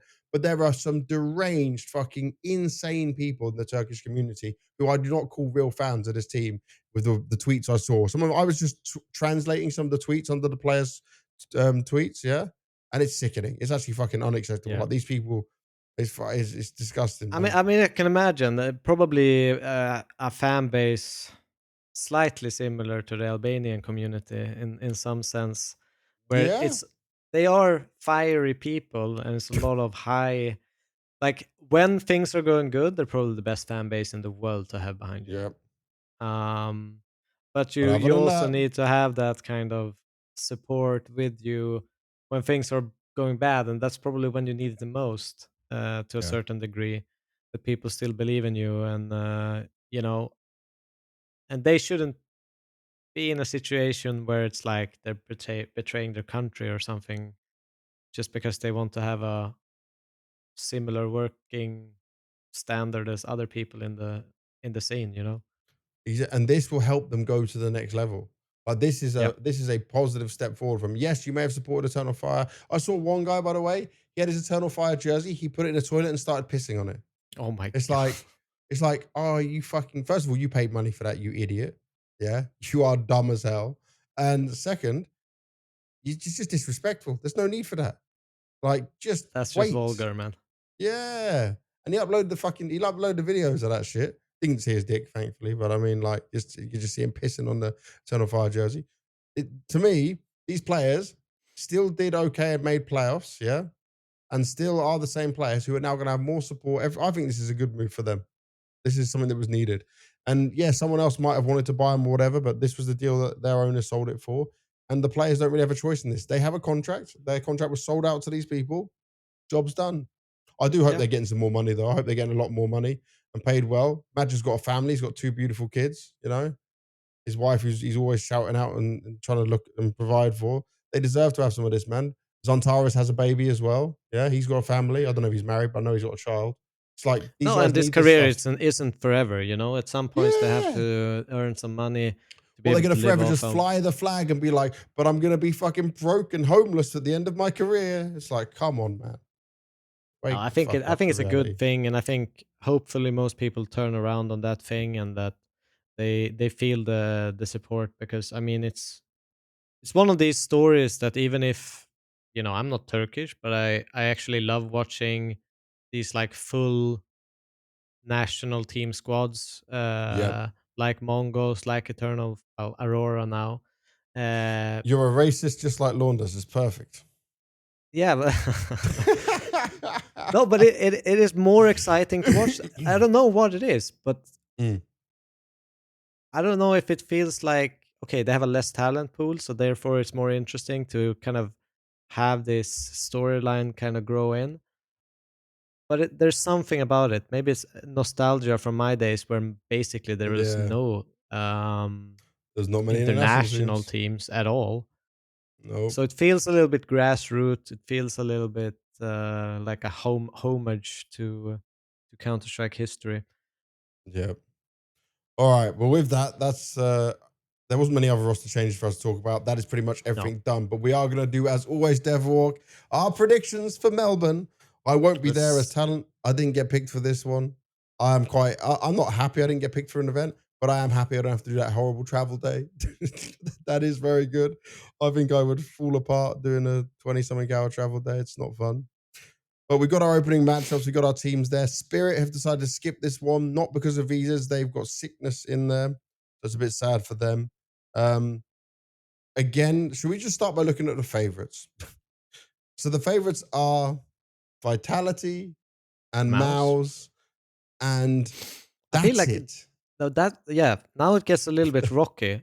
Are you throwing in like, Okay, I would bump up Falcons and Mongols and Navi in kind of the same category. Bro, you're putting my Navi in the same category as Falcons. Thanks. Yes. Oh Well, right no, now it's they that are. bad. It's that bad for my boys. But it's I know. Nico and No, Monesi. wait. I am an undying supporter of Navi, right? So it doesn't matter what the results, but it is getting worrying now when they lost to Eternal Fire 2-0 and then lost to Spirit 2-0. It's this, and also I'm even worried about their opening game. We won't talk about it just yet. We'll come to our predictions later, but yeah, there's a lot in this, man. There's a lot to worry about. And Mongols, they went from making every playoffs back to back. They didn't make the last two playoffs. They were on the same kind of run of Aurora. Aurora, who obviously were Eternal Fire. They're not here at this event. By the way, lots of teams said no to this event. And people might think that's weird, but I just want to explain the reason. When you go to Australia, you basically get 2+ days of jet lag going there. If you're not one of the very top teams, your organization is not going to pay for you to come early. I don't know this, but it's not normal for ESL to like pay for flights or something if they want to come 5 days earlier. Normally, the organization has to pay for that. Yeah. So then they're going to come to the event, maybe have 1 day, then it's media day. You're still going to be jet lagged, and then you're going to play your games. So it's rough. It's really tough playing it. Now, yes, people talk about jet lag. Oh, it's only so much. But a lot of teams didn't want to go to this event and skipped it. So look at this. G2, Furia, Astralis, Wildcard, Bait, and Heroic all declined. Aurora declined. And saw then also Complexity, and now the teams that get added into it. But this is not it's not like the crowd is going to be good because every Australian crowd I've seen has been good. But it's not a great event for teams when you're traveling back and forward and you maybe got another event afterwards. It's a tough one. It's also Mongols, by the way, must live in permanent state of jet lag because they go from Mongolia to Australia. They've gone to Bucharest to Mongolia. Like they spend a lot of time boot camping in Europe as well. These guys are true Mongolian warriors. Like there's no other way to say anything about them. Senzu at one point was playing with his broken hand. Now they're bloody just traveling to they don't say no to any events. They're at everything. Yeah. But for people who don't really realize, like if you start traveling on like a Thursday, like in the morning, you're gonna be there like night Saturday. Yeah. Like a whole day just skips. Oh, you just lose it. And because now it's like so weird. It's 22:44 for me at the moment. Time in Melbourne now. And it's 5:43 a.m. in Melbourne. So it's the morning already. People are getting up soon. The 18th, right? It's so crazy. Yeah, they're in the 18th already. They are a day ahead of us. Yeah, it's so it'll be like it's messy. It's like a 36-hour, jump. That's crazy. Well, it's not really a 36-hour jump because it's like 24-hour travel. plane. Yeah, plus the 12-hour okay. difference. Yes, well done. Okay, you're smarter than me on that. All right, let's look down this though. So, Vitality Mal's clear favourites. You're putting Navi, Mongols, and Falcons in this spot of like potential. FaZe, Brokey needs to wake up, and just the team needs to gel together more. Virtus Pro, I never know what to expect from these guys. 3D Max did great until playoffs of Bucharest. GamerLegion, we just spoke to Ash. Let's hope they can beat the jet lag and do some damage here. Yep. Liquid, well, at least they've had more time to practice with Shuhei. Complexity, okay, but upwards. Which group are we starting with here with predictions? Oh, you want? Okay, let's do the predictions. I was just looking down the teams that are playing. Ah, okay. Let's just do if you just click matches. Yeah, I'm looking at all the matches. See all the right matches. Here. Yeah, okay. I'm on the bracket side here. No. Press matches so you can see the order of matches. So we do the games game by game. Okay. Yeah. So the first one's FaZe taking on Pain. Remember, Pain haven't had it announced yet, but they'll be playing with DGT. Okay. I believe he's going to come in for Australia. If not, they're going to play with their young 17-year-old talent again. Demo, who didn't play too bad, but he wasn't also outstanding. I think he did okay for his first tier 1 event. I'm still going to give FaZe the win here. Yeah. Because they won it last time as well. I don't really see that as upset potential. So we're both agreeing on that. Mongols versus Complexity. It's a difficult one. I mean, I love the Mongols. But I'm going to side with Complexity. If they can keep this form up, they're going to be hyped after just qualifying for the major as well. I kind of want to give it to Complexity too. Just copying me. I see it. All right, I you can take start Complexity. next. No. Oh, okay, I go can on. Then. start You next start. time. Oh, yeah. Very hard game next. I wonder take who's going to Mouse win. versus Mouse Big. and Big. Let's see who's copying who. I'm going to take Mouse, obviously. I'll take the next one. 3D Max GamerLegion. This one is a tricky one, but I will. Like, I'm a big fan of GamerLegion. I do think 3D Max, they've been really good. A lot better than I expected them to be. They've not played an official against each other either, these guys. Yeah, but they are in that kind of similar level, so it's kind of a coin flip on who's gonna win it. I think it's gonna be very, very close, but I'll give GamerLegion the edge on this one. God damn it, I'm copying you some more. So yeah, I would go GamerLegion as well. I think it'll be a 3-mapper. I think there's a bit more of the experience leans on the side of 3D Max, but they haven't played against each other. The only thing is, Ash did say that they have a little bit advantage 3D Max on the jet lag part. Okay, actually, but you can take GamerLegion. I'll take 3D Max for this one. Yeah, I think the first game, it doesn't matter as much. It's going to be when you play like 2 games in the same day. Like, imagine the Tuesday, you go into, you maybe play an upper bracket and a lower bracket. I don't even know if there's ever 2 games, actually. No, there's but never. Either way, there shouldn't either be. way, if you would, that's when you mess up big time. Yeah. But yeah. Only at Katowice or Cologne did they do that, I think. Right. Okay, so you're taking GamerLegion, I'm taking 3D Max. Vitality FlyQuest. Woo! Vitality. Let's go Vitality. Liquid versus Pro. I'm going to go Liquid. I believe some more time coming together with Shuhei. I believe in Shuhei. I think him I'm going to copy you again.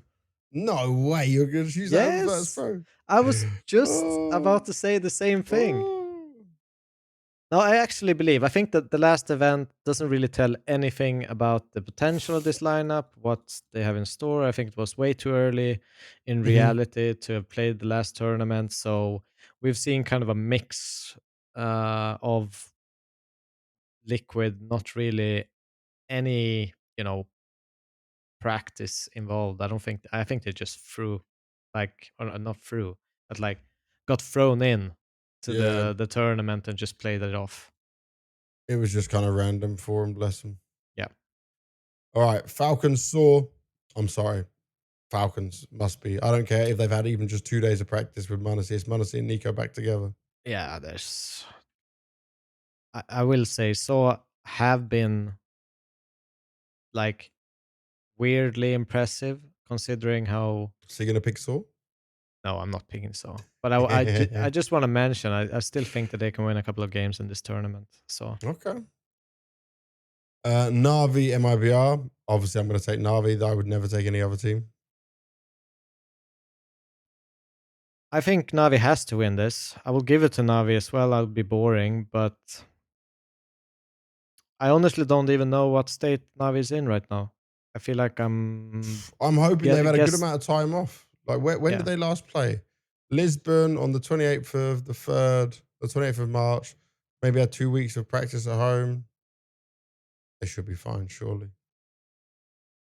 Yeah, but I hope they bounce back, and I want to see more top teams kind of battle it out. I don't want to have only 2 teams or 3 teams essentially being the clear favorites above everyone else. I would love a mix in of like 5 teams could battle for a trophy and have a very open end of the year.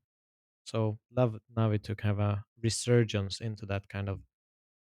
By the way, I'm looking at the start times for these games. Like, the final best of 3 ends at 11:45 in the morning for me each day. Yep. That's crazy. Grand final starts at 9:30 in the morning on Sunday. That's actually not too bad. Easter Sunday. And it's not this Sunday. It's next Sunday. Fuck. At least the quarters and the semis start at 9 and 12. Yeah. It's always going to be rough this side of the world, though, but we'll have to see how it goes. So we're putting as the winners for the whole tournament. You still going all the way Vitality? There's no doubt in my mind. Vitality. Okay. So I'm going to hit you with a wild one. Vitality don't care about the win streak.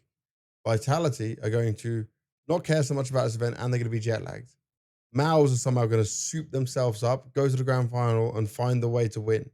But it doesn't matter, because that means that Vitality will then win in Dallas, and the crowd that said fuck you Apex in the grand final last year will have to witness Apex get his gold bars, the Grand Slam, not called the Intel Grand Slam anymore, just the Grand Slam. And he will sit there with the trophy, a gold bar in his hand, and a medal around his neck, while they can't scream fuck you Apex and they have to cheer and applaud him. That's my cinema script leaked. So All Miles are winning right. this. Who wrote that? Me. I'm in control of everything.